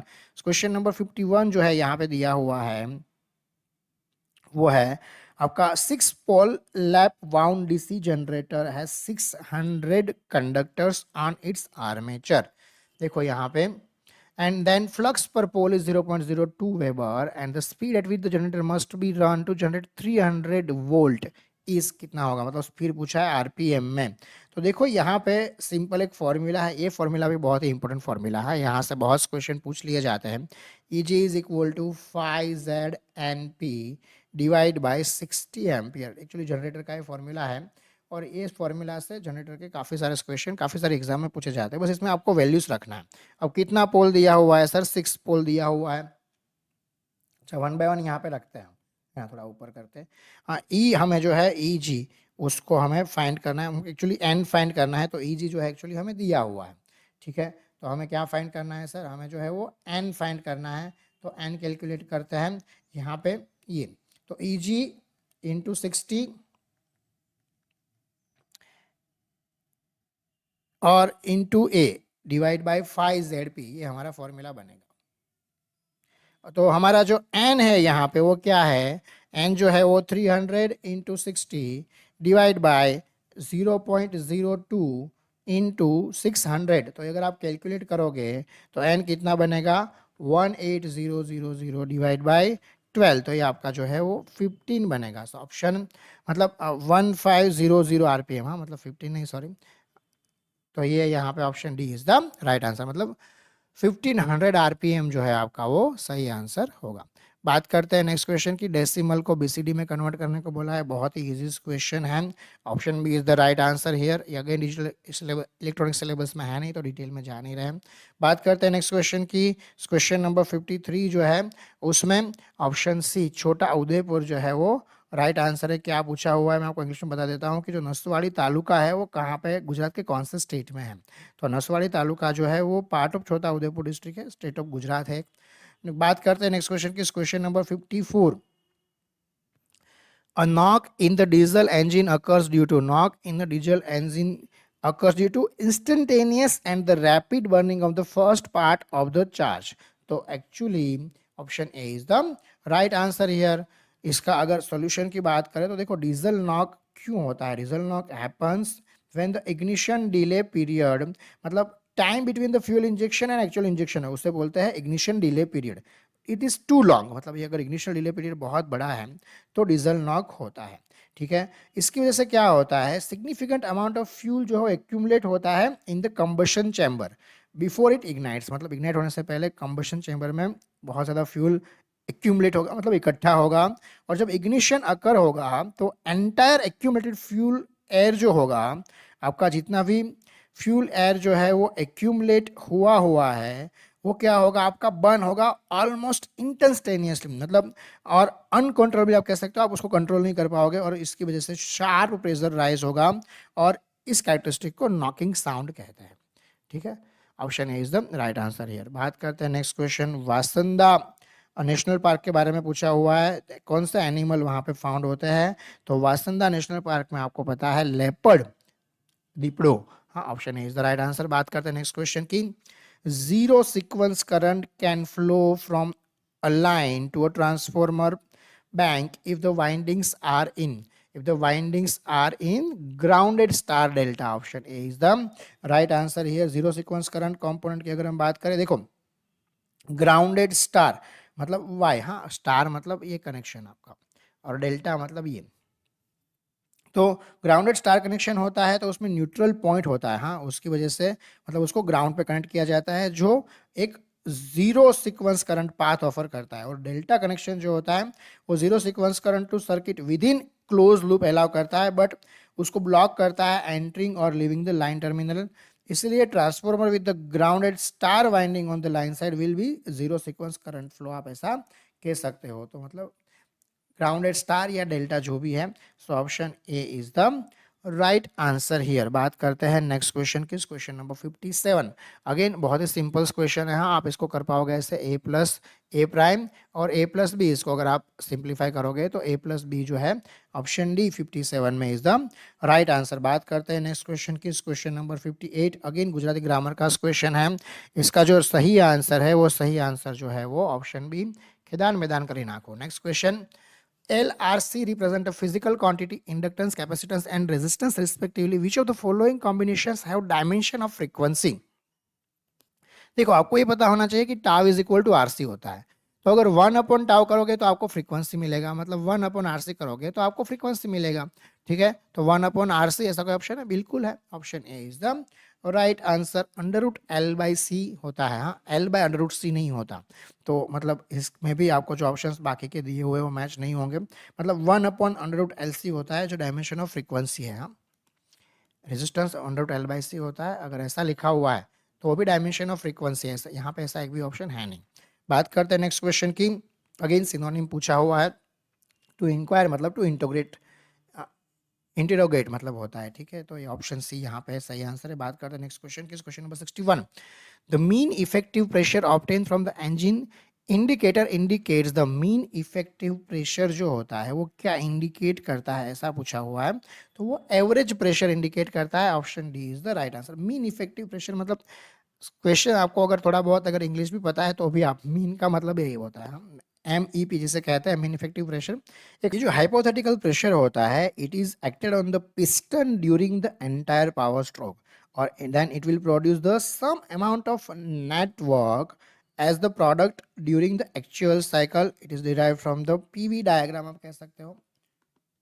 PV डायग्राम मतलब एक इंडिकेटर है जिससे डिराइव किया जाता है, और represent the average pressure that produce the useful work. बात करते हैं नेक्स्ट क्वेश्चन के, विच of the following protection use for the transmission line is of unit type, कौन सा प्रोटेक्शन जो ट्रांसमिशन लाइन में यूज होता है वो यूनिट टाइप है, carrier current, option C is the right answer here. Unit type protection schemes जो होते हैं ये actually only for the fault within the well defined zero और यूनिट, उसमें होता है यूनिट मतलब बात करें तो आपका जनरेटर हो गया, ट्रांसफार्मर हो गया, specific section of the transmission line हो गया, उसमें अगर हमें मतलब फॉल्ट फाइंड करना है, ठीक है, ये जो वर्क करता है comparing the electrical quantities at the terminal to the protected unit, और कैरियर करंट जो होता है इंक्लूडिंग मतलब बहुत सारे उसमें डिफरेंट स्कीम है। एक प्राइम एग्जांपल है, it compares the condition at both ends and the line section, मतलब लाइन सेक्शन के दोनों एंड जो है वहां पे वो कंपेयर करता है, और इसकी वजह से इसका यूज होता है। Time graded and the current graded over current protection जो होता है वो non unit type of operations है, जो फॉल्ट लोकेशन जो है सोर्स का उस पर यूज़ मतलब जहाँ पे सोर्स का फूड लोकेशन है उस पे डिपेंड है, कोई फिक्स ज़ोन नहीं होता उसका। इसलिए यहाँ पे कैरियर करंट जो है वो सही आंसर आएगा। बात करते हैं नेक्स्ट क्वेश्चन की, क्वेश्चन नंबर 63। अगेन देखो ये करंट अफेयर का उस टाइम पे क्वेश्चन था, तो यहाँ पे हम डिटेल में नहीं जा रहे हैं। यहाँ पे जो सही आंसर है वो ऑप्शन सी है। ठीक है, अगेन देखो ये डिजिटल इलेक्ट्रॉनिक्स का क्वेश्चन है, 64 नंबर का क्वेश्चन। यहाँ पे ए जो है बिल्कुल सही आंसर, एंड और मार्क्स बनाना नहीं, अभी 2x1 मार्क्स अगर बनाना है तो बना सकते हैं। 2x1 मार्क्स का सिंपल जो फॉर्मूला है y is equal to S prime R zero plus S I one, तो इससे आप बना सकते हो, लेकिन यहाँ पे हमें बनाना नहीं है। Option A is the right answer. Again 65 number का जो क्वेश्चन है एक्चुअली ये कैंसिल कर दिया था, काफ़ी लोग प्रफुल्ल दवे आंसर करते हैं लेकिन इस क्वेश्चन ने कैंसिल कर दिया था। बात करते हैं नेक्स्ट क्वेश्चन की, question number 66। When heat is transferred by the molecular collision, it is referred to as a heat conduction. तो ऑप्शन कौन सा सही होगा? Option A, heat is transferred by molecular collision is referred to as the heat transfer by a conduction. तो option A is the right answer. बात करते हैं next question की, क्वेश्चन नंबर 67 यहाँ पे दिया हुआ है और 350 ओम रेजिस्टर, एक्चुअली यू नहीं यहाँ पे ओम लिखा हुआ है। 350 ohm resistor are connected in the star across the 400 volt three phase supply.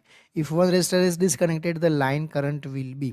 देखो यहाँ पे अगर आपको समझ में आ रहा है कि इसका डायग्राम कैसा होगा तो इजीली आप आंसर कर पाओगे। ये स्टार कनेक्शन है, ये 3 रेजिस्टेंस है, समझ लो आर आर आर के, मतलब 50 ओम है। आर इज इक्वल टू, अगर इस एक को मैंने डिस्कनेक्ट कर दिया, मतलब इसको मैंने हटा दिया, तो क्या होगा? ये जो मतलब रेजिस्टेंस ही हटा दिया मैंने, तो यहाँ क्या होगा? ये सीरीज में आ जाएंगे दोनों रेजिस्टेंस। तो इसमें जो करंट पास होगा दोनों रेजिस्टेंस में से वो इक्वल करंट पास होगा दोनों, बाकी जो 50-50 बने मतलब वो सीरीज में आ जाएंगे। तो टोटल आर कितना हो जाएगा? टोटल 100 ओम हो जाएगा, 50 + 50, क्योंकि सीरीज में आ गया। टोटल वोल्टेज आपको दिया हुआ है तो करंट मिल जाएगा। वोल्टेज कितना दिया हुआ है? 400 दिया हुआ है। तो V is equal to I R, ohm's law again. So I is equal to V by R, मतलब 400 डिवाइड बाय 100। तो 4 जो है वो सही आंसर होगा। Option B is the right answer here. बात करते हैं नेक्स्ट क्वेश्चन की, which of the following statement is correct, ऐसा दिया हुआ है यहाँ पे क्वेश्चन नंबर 68 जो है उसमें। यहाँ पे देखो सेकंड एंड थर्ड स्टेटमेंट जो है वो करेक्ट है। ये गुजराती में लिखा हुआ है, मैं थोड़ा सा आपको इंग्लिश में बताता हूँ। This is about the district planning commission. हाँ, यहाँ पे जिला आयोजन समिति मतलब होता है district planning commission. Indian constitution अगर बात करें आर्टिकल 243 ZD जो है उसके बारे में बात किया गया है। तो स्टेटमेंट 2 जो है, the primary law of the DPC is to consolidate the plans prepared by the panchayat and municipality in the district and to prepare a draft development plan for the district as a whole which is forwarded to the state government. Actually मैंने आपको English translation करके बताया क्या लिखा हुआ है। तो वो जो स्टेटमेंट है वो स्टेटमेंट जो है वो बिल्कुल सही है। The DPC consolidate plan from the panchayat, it does not prepare plan from them, it does prepare plan from them. વિકાસ યોજના માટે તૈયાર કરવાનું હોય છે, मतलब district planning commission does prepare plan for the panchayat. So this is the correct answer. Option 2 and 3 both are the correct statements. Option C is the right answer here. बात करते हैं नेक्स्ट क्वेश्चन की, question number 69। electrical conduction in a semiconductor take place due to, electrical conduction in a semiconductor take place due to, you can say both electron and hole, दोनों की वजह से current होता है। यहाँ पे जो आपका करंट होता है, इलेक्ट्रिकल करंट जो होता है वो सिर्फ और सिर्फ इलेक्ट्रॉन की वजह से नहीं होता है। काफ़ी लोग ये मार्क करके आ जाते हैं और फिर बोलते हैं हमारा पेपर तो बहुत ही बढ़िया गया, हमने बहुत ही सही से किया है, हम मार्क करके आ गए। यहाँ पे ऑलवेज इलेक्ट्रिकल करंट जो होता है वो इलेक्ट्रॉन होल दोनों की वजह से होता है। हाँ, याद रखना। डायरेक्शन जो है ऑलवेज होल का कंसिडर किया जाता है, जो हम करंट का डायरेक्शन लेते हैं वो। और यहाँ पे होल का करंट जो होता है वो थोड़ा कम होता है कंपेयर टू इलेक्ट्रॉन करंट, लेकिन दोनों का सम जो है आई पी है, फॉर एग्जांपल आई एन है, तो total I is equal to I P plus I N होगा। ठीक है, क्योंकि nu N greater than nu P होता है, मतलब mobility of the electron greater than mobility of the hole होता है, तो इलेक्ट्रॉन करंट डोमिनेट ज़्यादा होता है। लेकिन जो ओवरऑल करंट होता है वो दोनों की वजह से होता है, इलेक्ट्रॉन होल दोनों की वजह से। तो option C is the right answer here. बात करते हैं नेक्स्ट क्वेश्चन की, क्वेश्चन नंबर 17। यहाँ पे जो दिया हुआ है अगेन रीजनिंग का क्वेश्चन है, बहुत ही सिंपल क्वेश्चन है। आप सॉल्व करोगे तो यहाँ पे आपको वो आंसर मिल जाएगा। ABCD सिर्फ आपको नंबर्स चेक करने हैं, सिंपल मैथ्स करना है और कुछ भी नहीं करना है। Option D here is the right answer, क्योंकि टाइम बहुत ही ज़्यादा हो जाएगा, इसलिए मैं इस क्वेश्चन को डिटेल में सॉल्व नहीं करवा रहा हूँ, है ना। बात करते हैं नेक्स्ट क्वेश्चन की। अगेन डिजिटल इलेक्ट्रॉनिक्स का क्वेश्चन है, इस क्वेश्चन पे एक्चुअली कैंसिल कर दिया गया था।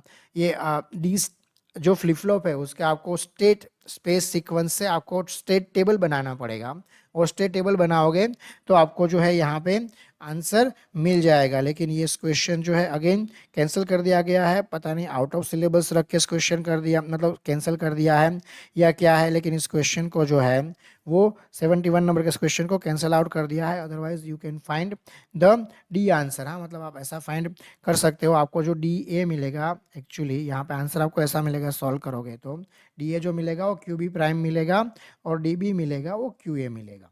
ठीक है, डी ए जो है वो क्यू बी प्राइम और डी बी जो है वो क्यू। एक्चुअली एक भी ऑप्शन वैसे देखो तो वैसे मैच भी नहीं कर रहा है, तो ये आंसर जो है ये इसमें सही आंसर है। आपको स्टेट स्पेस एनालिसिस करना पड़ेगा, इसका स्टेट टेबल बनाना पड़ेगा, उसके बाद आंसर मिल जाएगा। लेकिन यहाँ पे सिलेबस में है भी नहीं है, तो इसको हम अभी कंसिडर नहीं कर रहे। बात करते हैं नेक्स्ट क्वेश्चन की। Heat transfer by the radiation mainly depends upon, heat transfer by the radiation mainly depends upon temperature, बिल्कुल।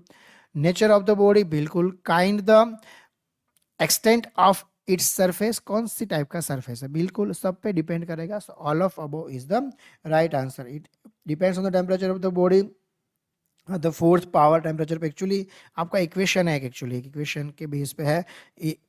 P is equal to, you can say epsilon sigma AT⁴।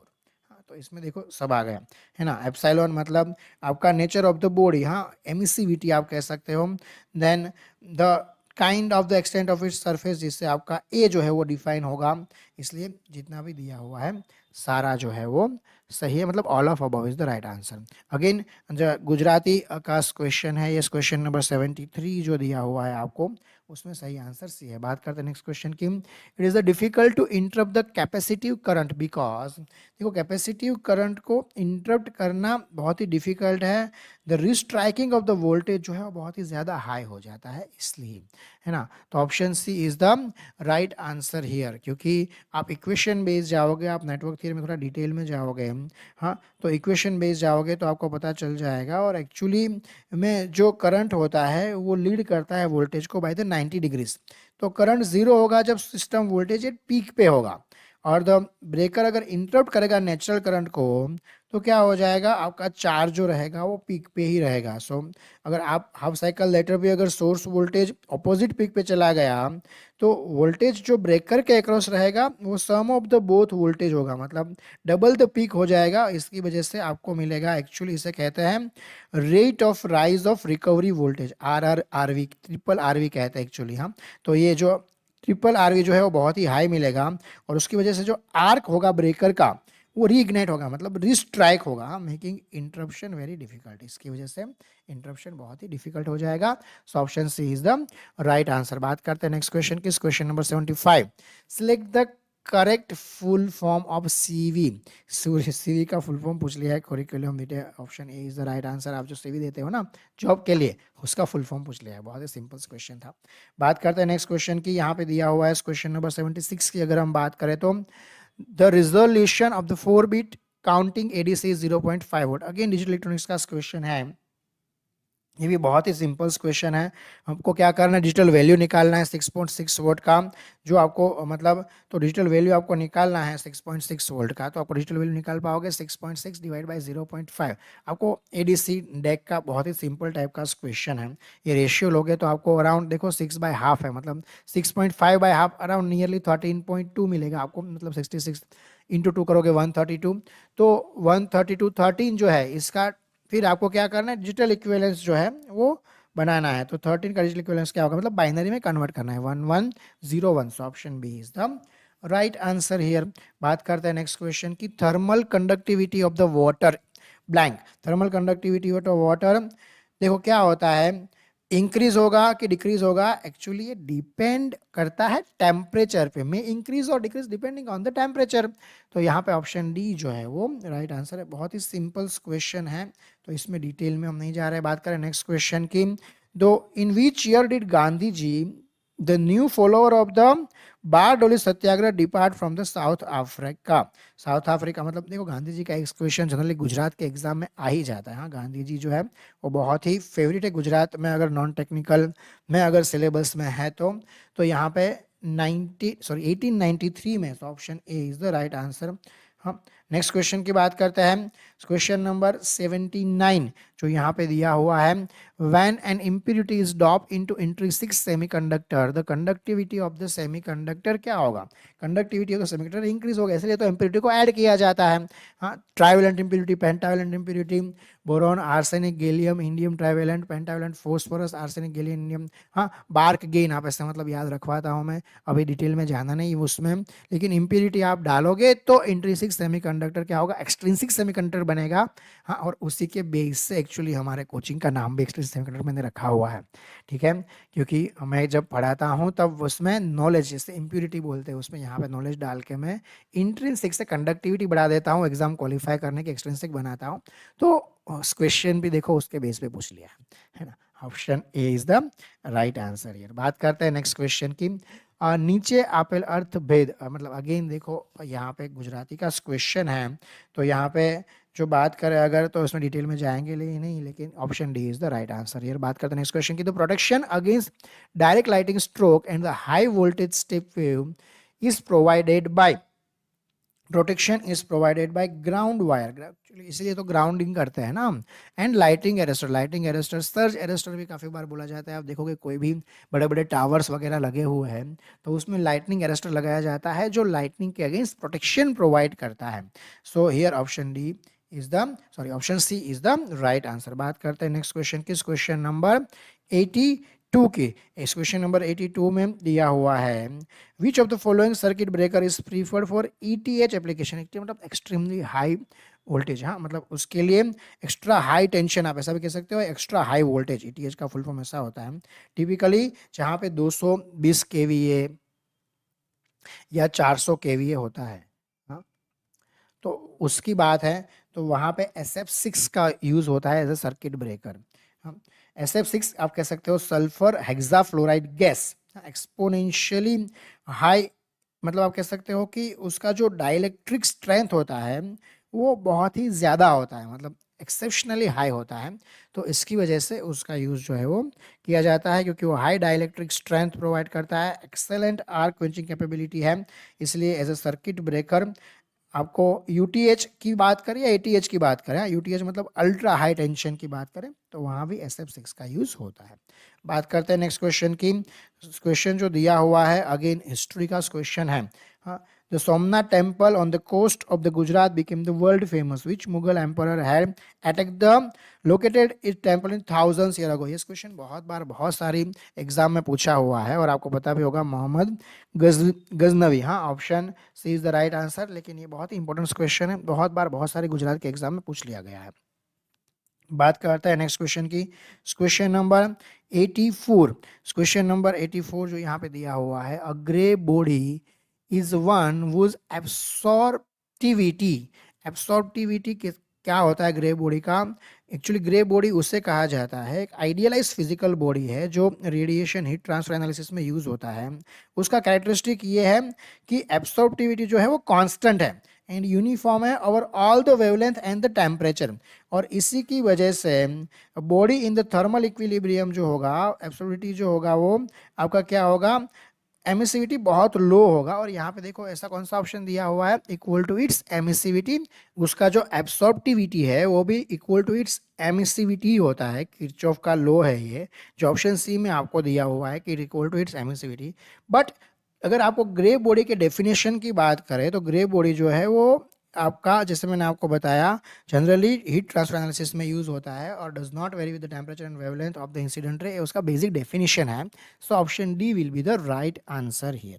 बात करते हैं नेक्स्ट क्वेश्चन की, question number 85। इस question number 85 आपको दिया हुआ है कि what is the volume in the centimetre cube of the hemisphere with the 10 centimetre diameter, है ना? तो हेमिस्फीयर का आपको इक्वेशन अगर आपको पता है 4/3 पाई आर क्यूब यहाँ पे लिखा हुआ है, तो उसके हिसाब से अगर आप सॉल्व कर लोगे तो आपको जो है वो आंसर देखो स्फीयर का है, स्फीयर का 4/3 पाई आर क्यूब होगा, हेमी मतलब आप हाफ कर दो, तो हाफ स्फीयर की अगर बात करो अर्धगोलाकार यहाँ पे दिया हुआ है गुजराती में, तो 1/2 मतलब 1/2 4/3 पाई आर क्यूब, तो ये क्या हो जाएगा 2/3 पाई आर क्यूब हो जाएगा। और अब रख दोगे इक्वेशन में, आर आपको दिया हुआ है 5, हाँ मतलब 10 सेंटीमीटर व्यास, मतलब ये दिया हुआ है आपको डायामीटर, मतलब रेडियस क्या होगा उसका हाफ होगा, मतलब 5 होगा, तो 2/3 पाई इंटू 125 अगर ऐसा आप करोगे तो आपको जो है वो आंसर मिल जाएगा। और इसमें देखो आपको कैलकुलेशन भी करना नहीं है, हाँ 2/3 into 125 into 250/3 pi, so option D is the right answer here. बात करते हैं नेक्स्ट क्वेश्चन की, क्वेश्चन नंबर 86 दिया हुआ है 220 volt DC machine has an armature resistance of the 1 ohm. If the full load current is 20 ampere, then the difference in the induced voltage when the machine is running as a motor and as a generator is क्या होगा, ऐसा पूछा हुआ है। अब देखो यहाँ पे है ना मोटर और जनरेटर दोनों दिया हुआ है, दोनों का बैक ईएमएफ का इक्वेशन आपको पता होना चाहिए। अगर हम बात करें मोटर की, तो मोटर का जो बैक ईएमएफ होता है E B, that is equal to V minus I A R A, मतलब आर्मेचर रेजिस्टेंस आर्मेचर करंट।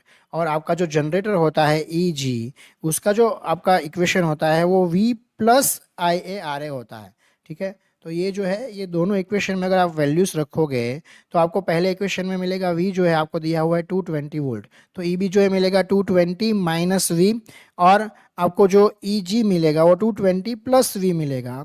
तो इन दोनों का अगर आप डिफरेंस लोगे ई जी माइनस ई बी, तो वो आपका 240, एक्चुअली यहाँ पे आपको देखो 220 माइनस आप करोगे 20, यहाँ पे 20 दिया हुआ है, दोनों में 20 है, 20 एम्पियर 1 ओम, ठीक है। तो 220 माइनस 20 करोगे तो कितना मिलेगा 200 मिलेगा, और 220 प्लस 20 करोगे तो कितना मिलेगा 240 मिलेगा, और दोनों का डिफरेंस लोगे तो क्या मिलेगा 40 मिलेगा। So option C is the right answer. ये बात करते हैं नेक्स्ट क्वेश्चन की। Under low level injection assumption, the injected minority carrier current for an extrinsic semiconductor is essentially diffusion current बोलते हैं इसे। जो यहाँ पे लो लेवल इंजेक्शन की बात की, मतलब number of injected minority carrier जो है वो स्मॉल है compare to the majority carrier concentration. तो इस कंडीशन में क्या होता है, मूवमेंट जो होता है एक्सेस माइनॉरिटी कैरियर का वो प्राइमरी ड्रिवन बाय होता है आपका कॉन्सेंट्रेशन ग्रेडियंट, हाँ। और इस मोमेंट ऑफ चार्ज कैरियर की वजह से कॉन्सेंट्रेशन ग्रेडियंट जो है जिसे डिफ्यूजन करंट कहा जाता है। ड्रिफ्ट करंट जो है वो माइनॉरिटी कैरियर जो होते हैं वो नेग्लिजिबल होते हैं अंडर द एजम्पशन, तो यहाँ पे diffusion current will be the right answer. बात करते हैं नेक्स्ट क्वेश्चन की। अगेन गुजराती का क्वेश्चन है, हाँ यहाँ पे आंसर जो है बात करें इस क्वेश्चन नंबर 88 की, तो आंसर सही जो है वो बी है, गुजराती का क्वेश्चन है। बात करें नेक्स्ट क्वेश्चन की। A P type semiconductor is, P type semiconductor is positively charge, negatively charge, uncharge. देखो कोई भी टाइप का सेमीकंडक्टर है वो ऑलवेज अनचार्ज होता है। देखो यहाँ पे P type semiconductor positively charge mark करके आ जाएंगे लोग और बोलेंगे अरे पेपर तो बहुत ही ईजी था, अगर फंडामेंटल क्लियर नहीं है तो। कोई भी सेमीकंडक्टर ऑलवेज इलेक्ट्रिकली न्यूट्रल होता है, तो कोई चार्ज नहीं होता उसमें, हाँ जितना भी नेगेटिव चार्ज है उतना ही पॉजिटिव चार्ज उसमें है। यहाँ पे नंबर ऑफ होल्स ज़्यादा है compare to number of electrons, इसलिए उसको पी टाइप सेमीकंडक्टर कहा जाता है।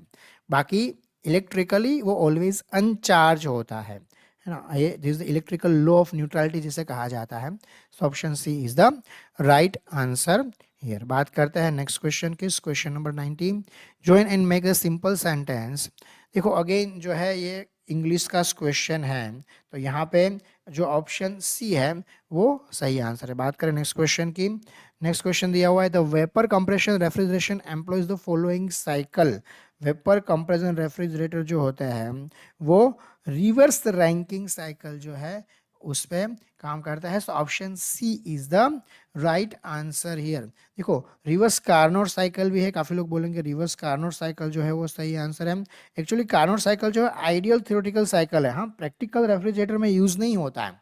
तो यहाँ पे अगर रिवर्स देखो, standard vapour compression refrigeration cycle की अगर बात करें तो thermodynamically a modification of the reverse Rankine cycle है। तो उसमें 4 प्रोसेस होते हैं। हाँ, आइसेंट्रोपिक कंप्रेशन होता है, कांस्टेंट प्रेशर हीट रिजेक्शन होता है, देन आइसेंट्रोपिक एक्सपेंशन होता है, कांस्टेंट प्रेशर होता है, हीट एब्जॉर्प्शन होता है।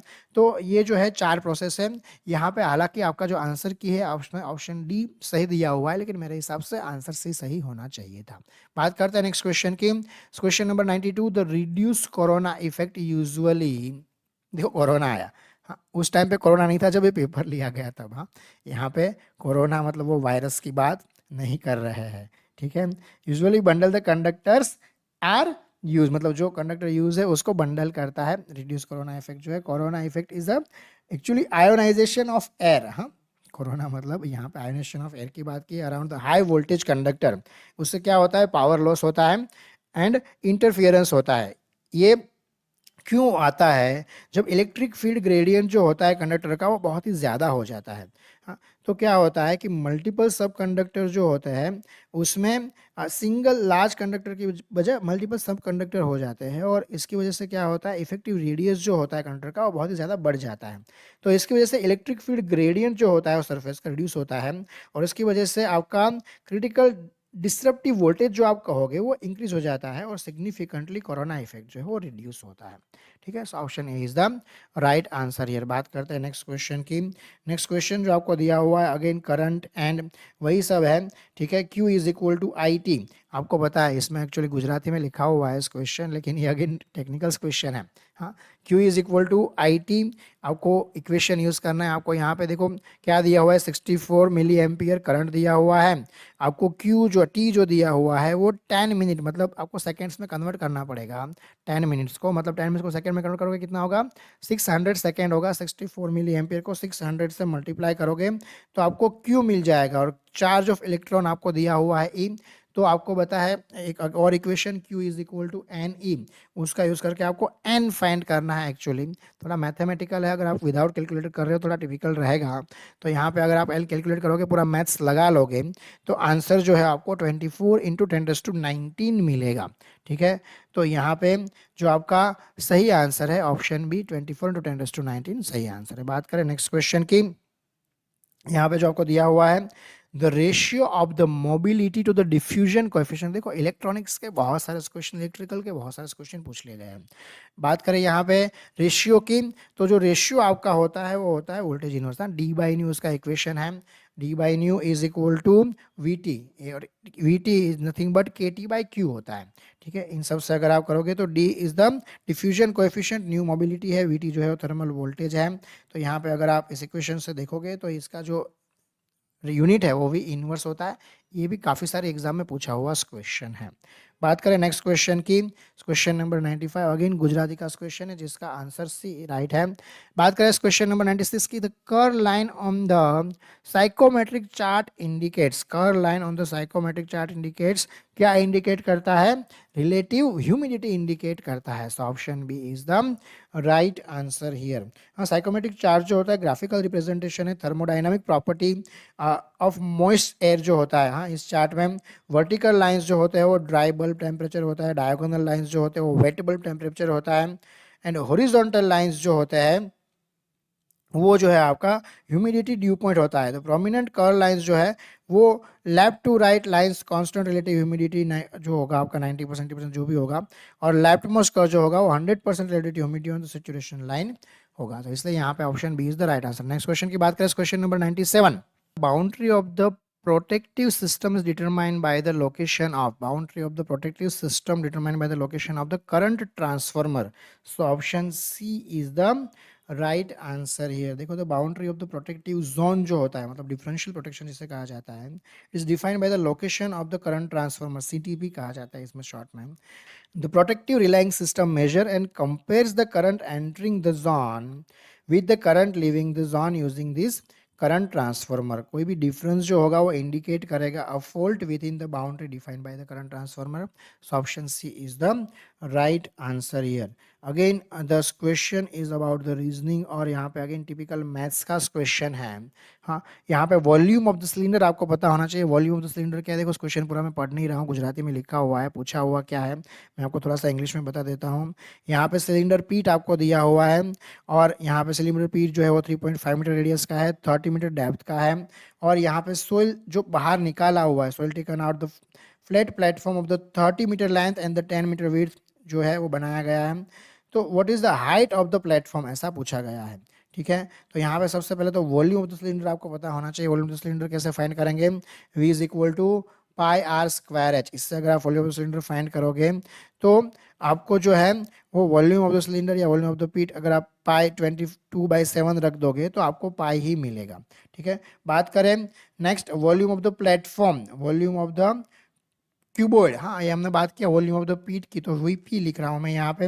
वॉल्यूम ऑफ द क्यूबॉइड या वॉल्यूम ऑफ द प्लेटफॉर्म, तो वॉल्यूम ऑफ द प्लेटफॉर्म अगर आप कैलकुलेट करोगे तो वो LWH होगा। ठीक है, ये सिंपल मैथ्स के फॉर्मूला अगर आपको पता है तो आप कर पाओगे। तो वॉल्यूम ऑफ द प्लेटफॉर्म जो है उससे आप कैलकुलेट कर पाओगे LWH से। और उसके बाद जो है आपको क्या करना है, ये दोनों को इक्वेट कर देना है। वॉल्यूम ऑफ द प्लेटफॉर्म जिसमें H बच जाएगा आपका, LW आपको दिया हुआ है, तो इसमें से आपको मतलब H ही तो फाइंड करना है, इन दोनों को इक्वेट करना है। इन दोनों को आप इक्वेट कर दोगे तो आपको H मिल जाएगा 3.85 मीटर। तो option A is the right answer here. बात करते हैं नेक्स्ट क्वेश्चन की। देखो एक्चुअली ऑलरेडी पेपर बहुत लंबा हो रहा है सॉल्यूशन, तो हम ट्राई कर रहे हैं कि मिनिमम टाइम में हम कंप्लीट कर पाए। तो जहाँ पे रिक्वायर्ड नहीं है वहाँ पे हम डिटेल सॉल्यूशन में नहीं जा रहे हैं, आपको बता दे रहे हैं कि इसका सॉल्यूशन कैसे करना है आपको, है ना। बात करते हैं नेक्स्ट क्वेश्चन की, question number 99। For a transistor the value of the beta is 50, then the value of the current gain is. देखो ट्रांजिस्टर में वैल्यू ऑफ द बीटा दे दिया है और value of the current gain पूछ लिया है। तो देखो यहाँ पे एक्चुअली बीटा जो है वो कॉमन एमीटर का करंट गेन ही तो होता है, लेकिन यहाँ पे आपको डायरेक्टली पूछ लिया value of the current gain, मतलब वो अल्फा पूछ रहा है, और alpha is equal to beta upon 1 plus beta होता है। एक्चुअली इसको स्पेसिफाई करना चाहिए था कि करंट गेन कौन से ट्रांजिस्टर का चाहिए उसको, क्योंकि करंट गेन जो है कॉमन एमीटर का अलग होता है, कॉमन बेस का और कॉमन कलेक्टर का अलग अलग होता है। तो यहाँ पे जो ऑप्शंस दिए हुए हैं उसके मुताबिक देखो ये पुराना पेपर है, पुराने पेपर में से मिस्टेक्स आते थे। इस क्वेश्चन को भी अगर आप चाहो तो कैंसिल करवा सकते हो, है ना, क्योंकि यहाँ पे स्पेसिफाई नहीं किया है कि किसका करंट गेन है साहब। अब वैल्यू रख दोगे तो 50/50 प्लस 1 करोगे तो 50/51 होगा। Option A is the right answer. बात करते हैं नेक्स्ट क्वेश्चन की। अगेन नॉन टेक्निकल क्वेश्चन है, विच डिस्ट्रिक्ट उडावड़ा हाँ the holy place of the Parsik community located, तो ये कहाँ पे है ऐसा पूछा हुआ है, तो ये वलसाड में है। So option C is the right answer. बात करते हैं नेक्स्ट क्वेश्चन की। इन अ P plus N junction diode under the reverse bias, the magnitude of the electric field is maximum at, the magnitude of the electric field is maximum at कहाँ पे होगा ऐसा पूछा हुआ है। तो देखो actually the P N junction पे ही होगा, ऑलवेज मैग्नीट्यूड जो है वो जंक्शन पे मैक्सिमम होता है। So option C is the right answer here. बात करें नेक्स्ट क्वेश्चन की, which of the following discipline provide the study of the relative motion between the parts of the material. Relative motion, motion की बात की है तो kinematics आएगा।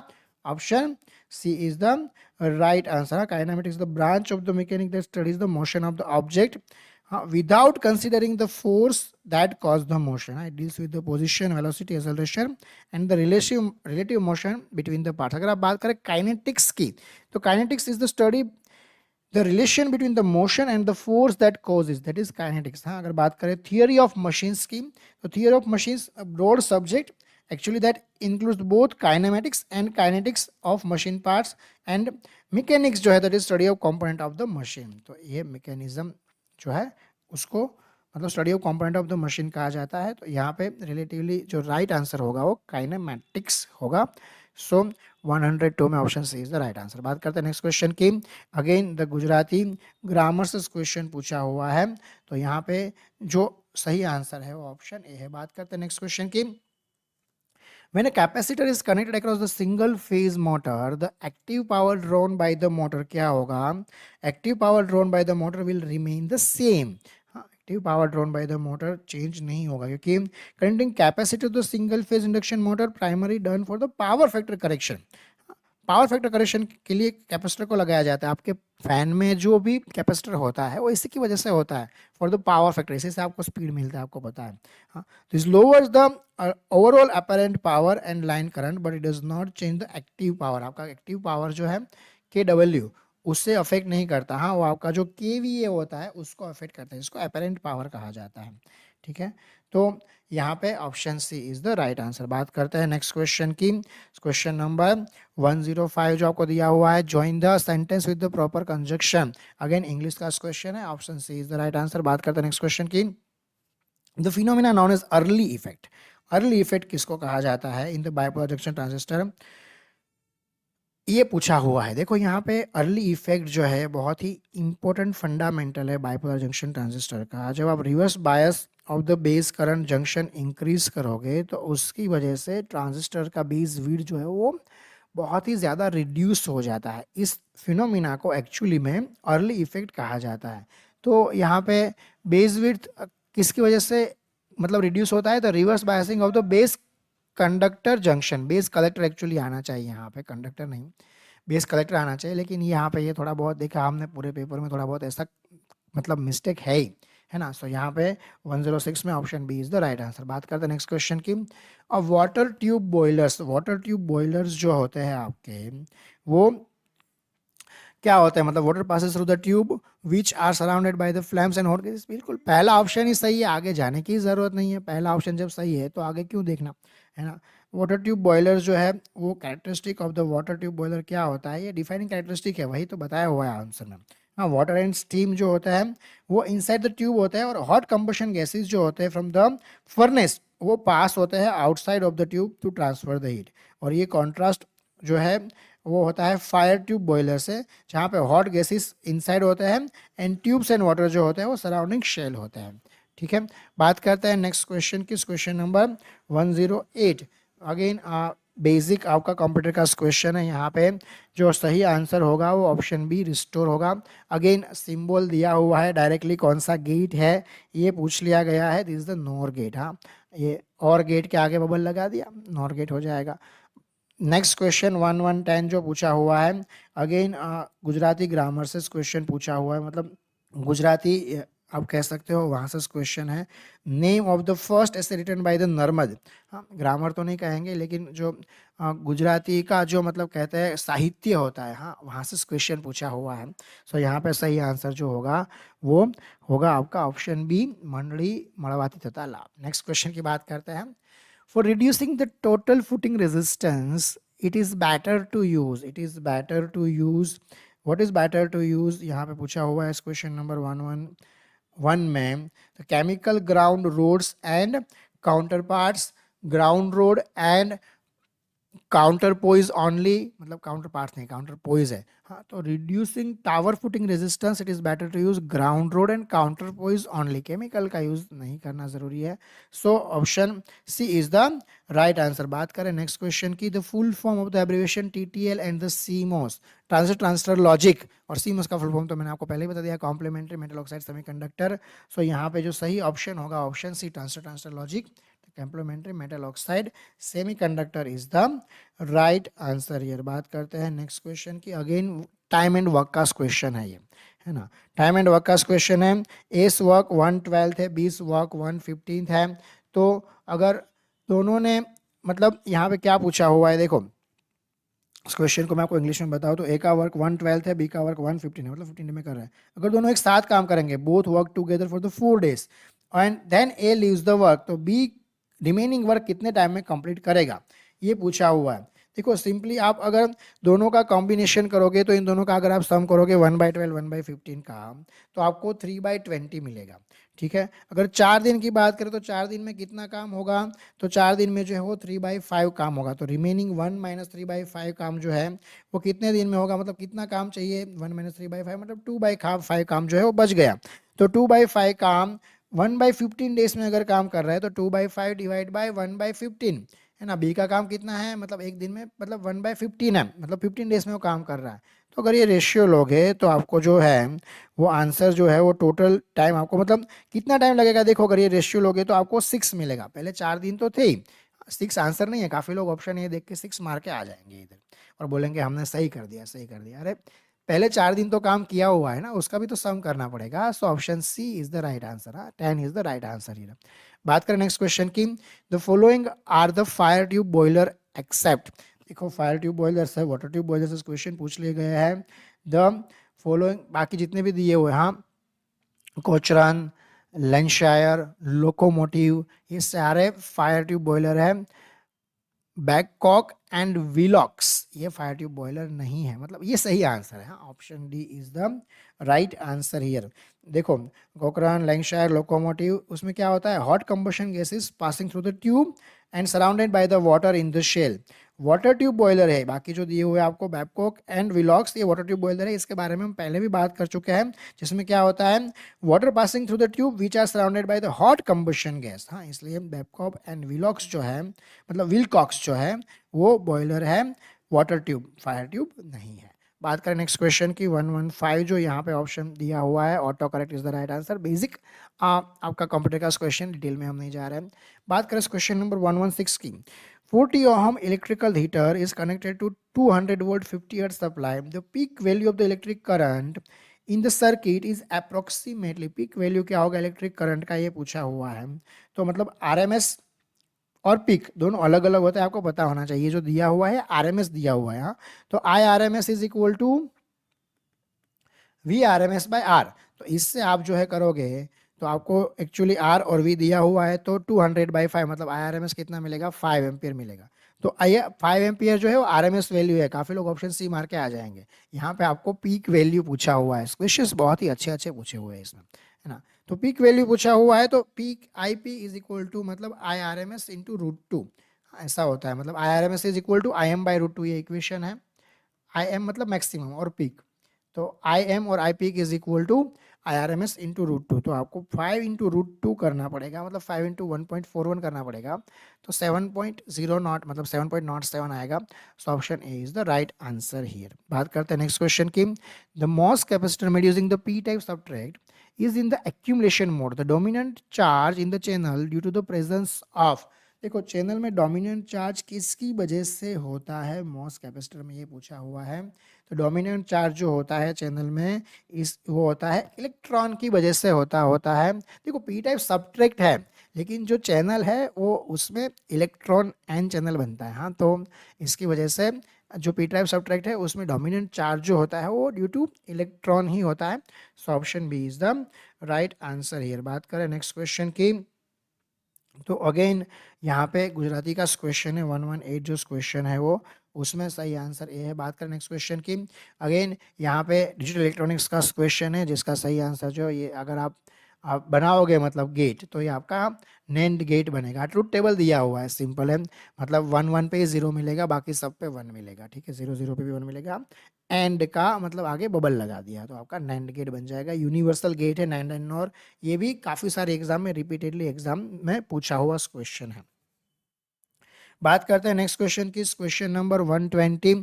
Again passive voice active voice का जो है वो क्वेश्चन है। Option C is the right answer. बात करें क्वेश्चन नंबर 121 की, following is an accessory of the boiler. Boiler का एसेसरी कौन सा है, दिया हुआ है। तो सुपर हीटर जो है वो बॉयलर का एसेसरी है ना। बॉयलर एसेसरीज जो है वो डिवाइस होता है जो इंप्रूव करता है एफिशिएंसी ऑफ द बॉयलर।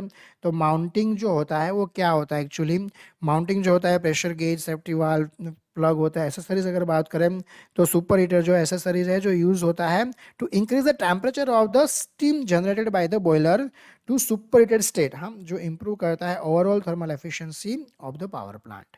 बात करें नेक्स्ट क्वेश्चन की, question number 122, the mutual inductance between the two unity coupled coil of the 9 Henry and the 4 Henry।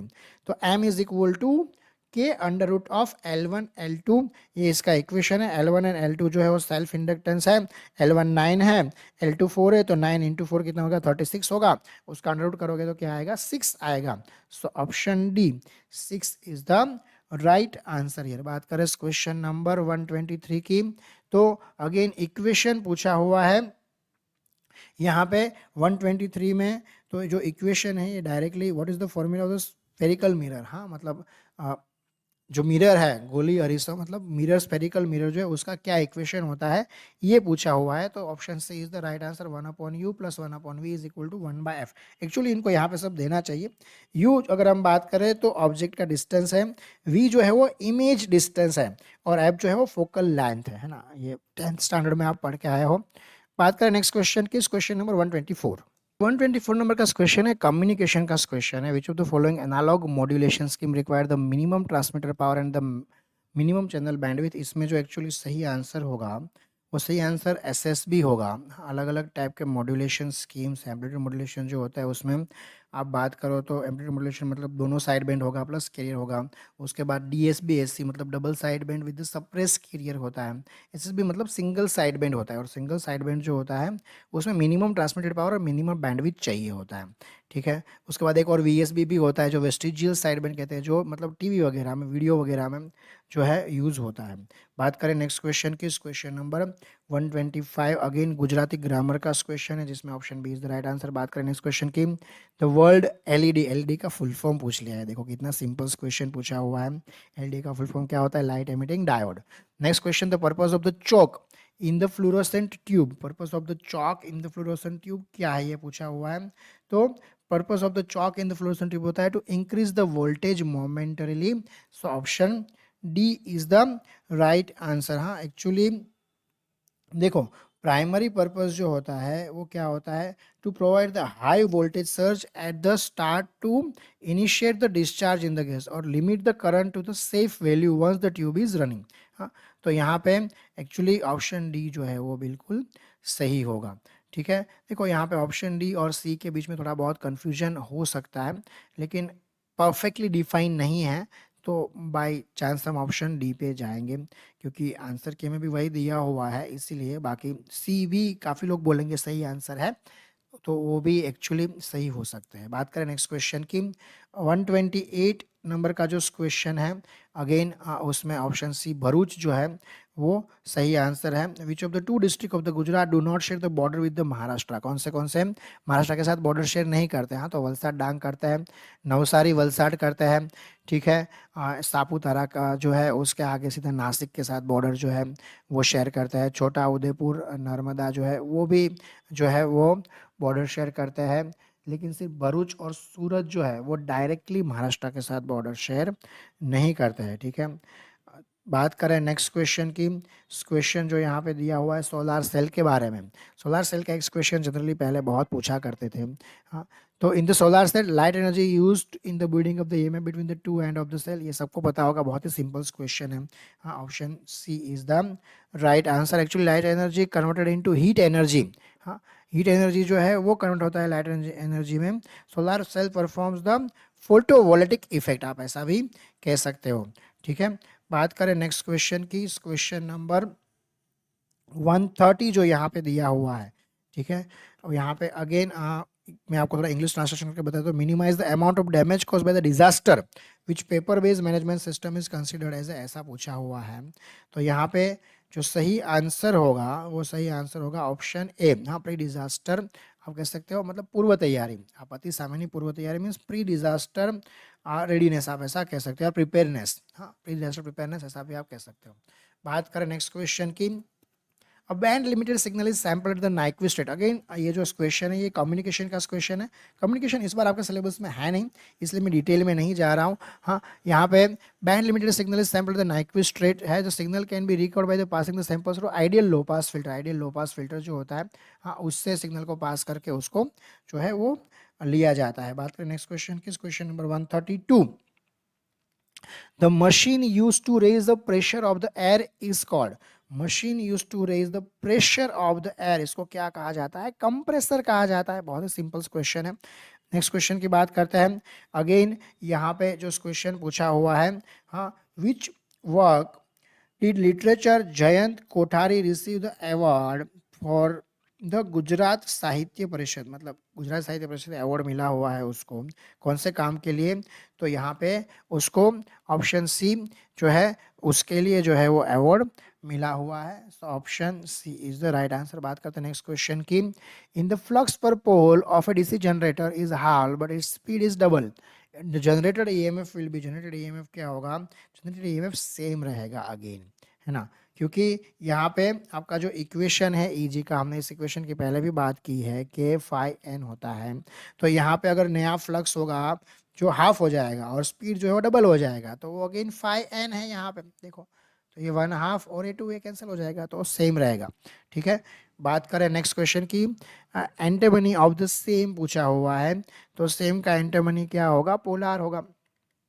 Next question, rectangular waveguide is a dimension of 1 centimetre into 0.5 centimetre, again communication, microwave communication का question है, तो cut off frequency क्या होगा ऐसा पूछ लिया है ना। कट ऑफ फ्रीक्वेंसी इसका एक्चुअली ज़्यादा नहीं है, F=C/2 ऐसे आप कैलकुलेट कर सकते हो, इसका कट ऑफ फ्रीक्वेंसी 15 गीगाहर्ट्ज़ होगा, option C is the right answer. ये बात करें नेक्स्ट क्वेश्चन की, क्वेश्चन नंबर 137 जो यहाँ पे है उसमें आपको पूछा हुआ है 1 litre of the certain fluid weights 8 newton, what is specific volume, specific volume क्या होगा उसका, है ना। तो स्पेसिफिक वॉल्यूम जो है वो यहाँ पे एक्चुअली डायरेक्टली मैं आपको बता दे रहा हूँ, इसमें कोई लॉजिक है नहीं, ये स्टेटिस्टिकल डेटा से पूछा हुआ क्वेश्चन है, उसका 1.23 × 10⁻³ मीटर क्यूब पर केजी जो है वो स्पेसिफिक वॉल्यूम होता है। हाँ, आपको वेट दिया हुआ है 8 न्यूटन, तो आपको मास जो है वो कैलकुलेट करना पड़ेगा W/g से, उसके बाद वॉल्यूम जो 1 लीटर दिया हुआ है, डेंसिटी m/v, स्पेसिफिक वॉल्यूम जो है वो 1/ρ से आपको मिल जाएगा, ठीक है। So option D is the right answer. बहुत ही छोटा सा कैलकुलेशन है, अगर मैं आपको फिर से समझ में नहीं आया है तो लिख के बता देता हूँ, है ना। W = 8 न्यूटन दिया हुआ है, तो आपको मास मिल जाएगा W/g से, ठीक है। तो W/g से अगर मतलब आपको इक्वेशन याद है तभी कर पाओगे। वॉल्यूम जो है आपको 1 लीटर दिया हुआ है, ठीक है। तो यहाँ पे आपको डेंसिटी मिल जाएगा ρ m/v से, तो वो डेंसिटी जो है वो अराउंड जो है आपको 815.5 जितना मिलेगा, मतलब kg पर मीटर क्यूब। स्पेसिफिक वॉल्यूम जो होता है वो 1/डेंसिटी होता है, ठीक है। तो ये इसका उल्टा करोगे आप, तो आपको ये पूरा मैथ्स करोगे तो आपको ये आंसर जो है ऑप्शन डी वो मिल जाएगा, ठीक है। बात करते हैं नेक्स्ट क्वेश्चन की, there is a plenty of room at the bottom, कौन से साइंटिस्ट ने ये सेंटेंस दिया हुआ है, ऐसा क्वेश्चन पूछा हुआ है।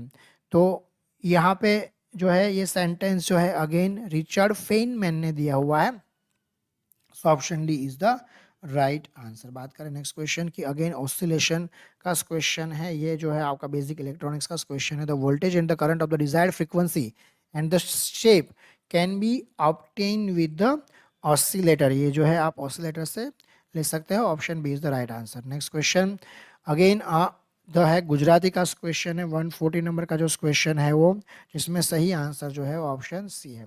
And series resonance, series resonance पे क्या होगा, देखो रेजोनेंस के बहुत सारे क्वेश्चन पूछ लिए गए हैं।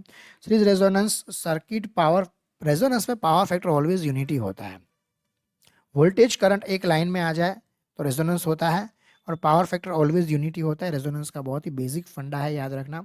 सो option D is the right answer. बात करते हैं नेक्स्ट क्वेश्चन की, देखो यहाँ पे again common base, common collector, common ammeter, उसका इनपुट रेजिस्टेंस कितना होगा उसके बेस पे क्वेश्चन पूछ लिया है, बहुत ही बढ़िया क्वेश्चन पूछा हुआ है। तो देखो आपका कॉमन बेस जो होता है उसका इनपुट रेजिस्टेंस जो है वो लो होता है, कॉमन कलेक्टर जो होता है उसका इनपुट रेजिस्टेंस हाई होता है, और कॉमन एमीटर जो होता है उनका इनपुट रेजिस्टेंस जो है वो अराउंड मॉडरेट होता है, ठीक है। तो अगर हम बात करें यहाँ पे तो option B is the right answer here. बात करते हैं नेक्स्ट क्वेश्चन की, देखो यहाँ पे पूछा हुआ है one solenoid, solenoid is given the number x number of turns is there, what will be the magnetic field produce by it, magnetic field produce होगा वो क्या होगा, तो x टाइम्स होगा। हाँ, option D is the right answer here. b is equal to new XL by R, ऐसा इसका equation है, इसका मैग्नेटिक फ्लक्स डेंसिटी b जो है b इज इक्वल टू होता है न्यू एल आई, और l जो होता है वो एक्चुअली x बाय एल होता है, ठीक है। तो आप ऐसे कैलकुलेट कर सकते हो, मतलब न्यू एन आई होता है, सॉरी ये न्यू एन आई होता है और एन जो है वो एक्स बाय एल होता है, तो एक्स टाइम्स होता है, ऐसा आप कह सकते हो।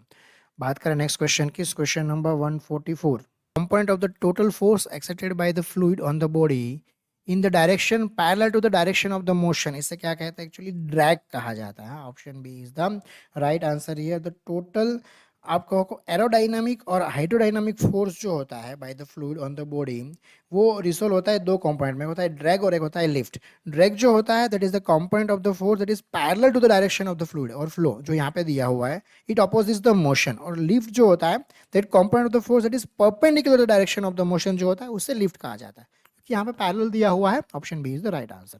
ओके, सो हार्ट का प्लेस क्या होता है, एक्चुअली ये पूछा हुआ है। So here option A is the right answer. हाँ, आपके जो दो लंग्स होते हैं between the two lungs on the left side, हाँ वहाँ पे आपका हार्ट होता है। So option A is the right answer. ये तो सबको पता होगा, सबने कॉलेज पास किया हुआ है। बात करते हैं नेक्स्ट क्वेश्चन की। 146 and under excited synchronous motor behave as. Under excited synchronous motor जो होता है वो कैसे काम करता है, यहाँ पे पूछा हुआ है। एज ए इंडक्टर काम करता है। हाँ, सिंक्रोनियस मोटर की बात करें तो देखो यहाँ पे excitation of the synchronous motor है वो पावर फैक्टर डिटरमाइन होता है। तो ओवर एक्साइटेड होगा तो वो ऐसे कैपेसिटर वर्क करेगा, अंडर एक्साइटेड होगा तो वो एज ए इंडक्टर वर्क करेगा। Option A is the right answer. बात करते हैं नेक्स्ट क्वेश्चन की। 147 introducing a resistor in a ammeter of the common ammeter amplifier stabilize the DC operating point against the variation in। against the कौन से variation के against वो stabilise करता है, ऐसा पूछा हुआ है। तो against the variation of temperature and beta, दोनों वेरिएशन के अगेंस्ट वो स्टेबिलाईज करता है। Option C is the right answer. Emitter resistance R E जो है वो नेगेटिव फीडबैक एक्चुअली जो ट्रांजिस्टर बनता है, हाँ यहाँ पे एक्चुअली ट्रांजिस्टर में आपको सिंपल एक के बन गया। हाँ, ये ट्रांजिस्टर में आपको ड्रॉ करके देखा, यहाँ पे आर ई लगाया जाता है, यहाँ पे सप्लाई देता है, यहाँ बेस है। दिस इज द, आप कह सकते हो कलेक्टर बेस एमीटर। हाँ, यहाँ पे आर लगाया जाता है, जो नेगेटिव फीडबैक आता है उसको एलिमिनेट करने के लिए, और वो टेम्परेचर और बीटा दोनों के वेरिएशन के अगेंस्ट स्टेबिलिटी देता है, स्टेबिलाईजेशन के लिए ही लगाया जाता है। ठीक है, बात करते हैं नेक्स्ट क्वेश्चन की। क्वेश्चन नंबर 148 दिया हुआ है यहाँ पे। अगेन जो है वो गुजराती ग्रामर का क्वेश्चन है। हियर ऑप्शन 148 में ए इज द राइट आंसर। बात करें नेक्स्ट क्वेश्चन की 149 की। Which of the following form data is stored in the computer. Data जो है वो कौन से फॉर्म में स्टोर होता है, डेटा बाइनरी फॉर्म में स्टोर होता है, आपको पता है, बहुत ही सिंपल क्वेश्चन है। और last change the gender Stag, मतलब उसका उल्टा जो होता है वो क्या होता है, हिंद होता है। हाँ, स्टैग जो है वो एडल्ट मेल डियर है और उसका उल्टा फीमेल डियर जो है उसे हिंद कहते हैं। तो ऐसा HIND is the right answer. So this is all about this question paper solution of the GSSSB Junior Inspector exam taken in 2018। मैंने मैक्सिमम ट्राई किया है मेरा बेस्ट नॉलेज का यूज़ करके आपको मैक्सिमम जितना हो सके उतना डिटेल में सॉल्यूशन दे पाओ विद द टाइम कंस्ट्रेंट। हाँ, मतलब ऐसा भी ना हो कि फिर ये वीडियो 5 घंटे का हो जाए। तो यहाँ पे हमने मैक्सिमम ट्राई किया है कि मिनिमम टाइम कंस्ट्रेंट में आपको मैक्सिमम पॉसिबल सॉल्यूशन प्रोवाइड किया जाए। अगर आपको सॉल्यूशन अच्छा लगा है तो वीडियो को लाइक ज़रूर कर देना। अपने फ्रेंड्स जो भी एग्ज़ाम का प्रिपरेशन कर रहे हैं उसके साथ इस वीडियो को शेयर ज़रूर करना। और कुछ भी आपको डाउट है या कुछ भी इस क्वेश्चन में ऐसा लग रहा है कि सर ये आंसर आपने दिया है गलत है, ये इसका आंसर ऐसा नहीं हो सकता, कुछ भी डाउट आपको आ रहा है इस क्वेश्चन पेपर सॉल्यूशन में, तो आप मुझे कमेंट सेक्शन में कमेंट करके ज़रूर पूछ सकते हो। हालांकि इसका जो टेलीग्राम चैनल है, इसका एक टेलीग्राम ग्रुप भी बनाया हुआ है, जो यहाँ पे काफ़ी सारे स्टूडेंट काफ़ी सारे क्वेश्चन जो है वो डिस्कस करता है, वो भी आप ज्वाइन कर लेना, ताकि उसमें जो है आपको बहुत सारा मटेरियल जो है इस एग्ज़ाम के रिलेटेड जो है काफ़ी सारे स्टूडेंट्स ने रखा हुआ है वो मिल जाएगा। वो आपके एग्ज़ाम के लिए काफ़ी हेल्पफुल भी रहेगा। ठीक है, अगर आपने चैनल को सब्सक्राइब नहीं किया है तो फटाफट सब्सक्राइब कर लीजिए। Thank you very much.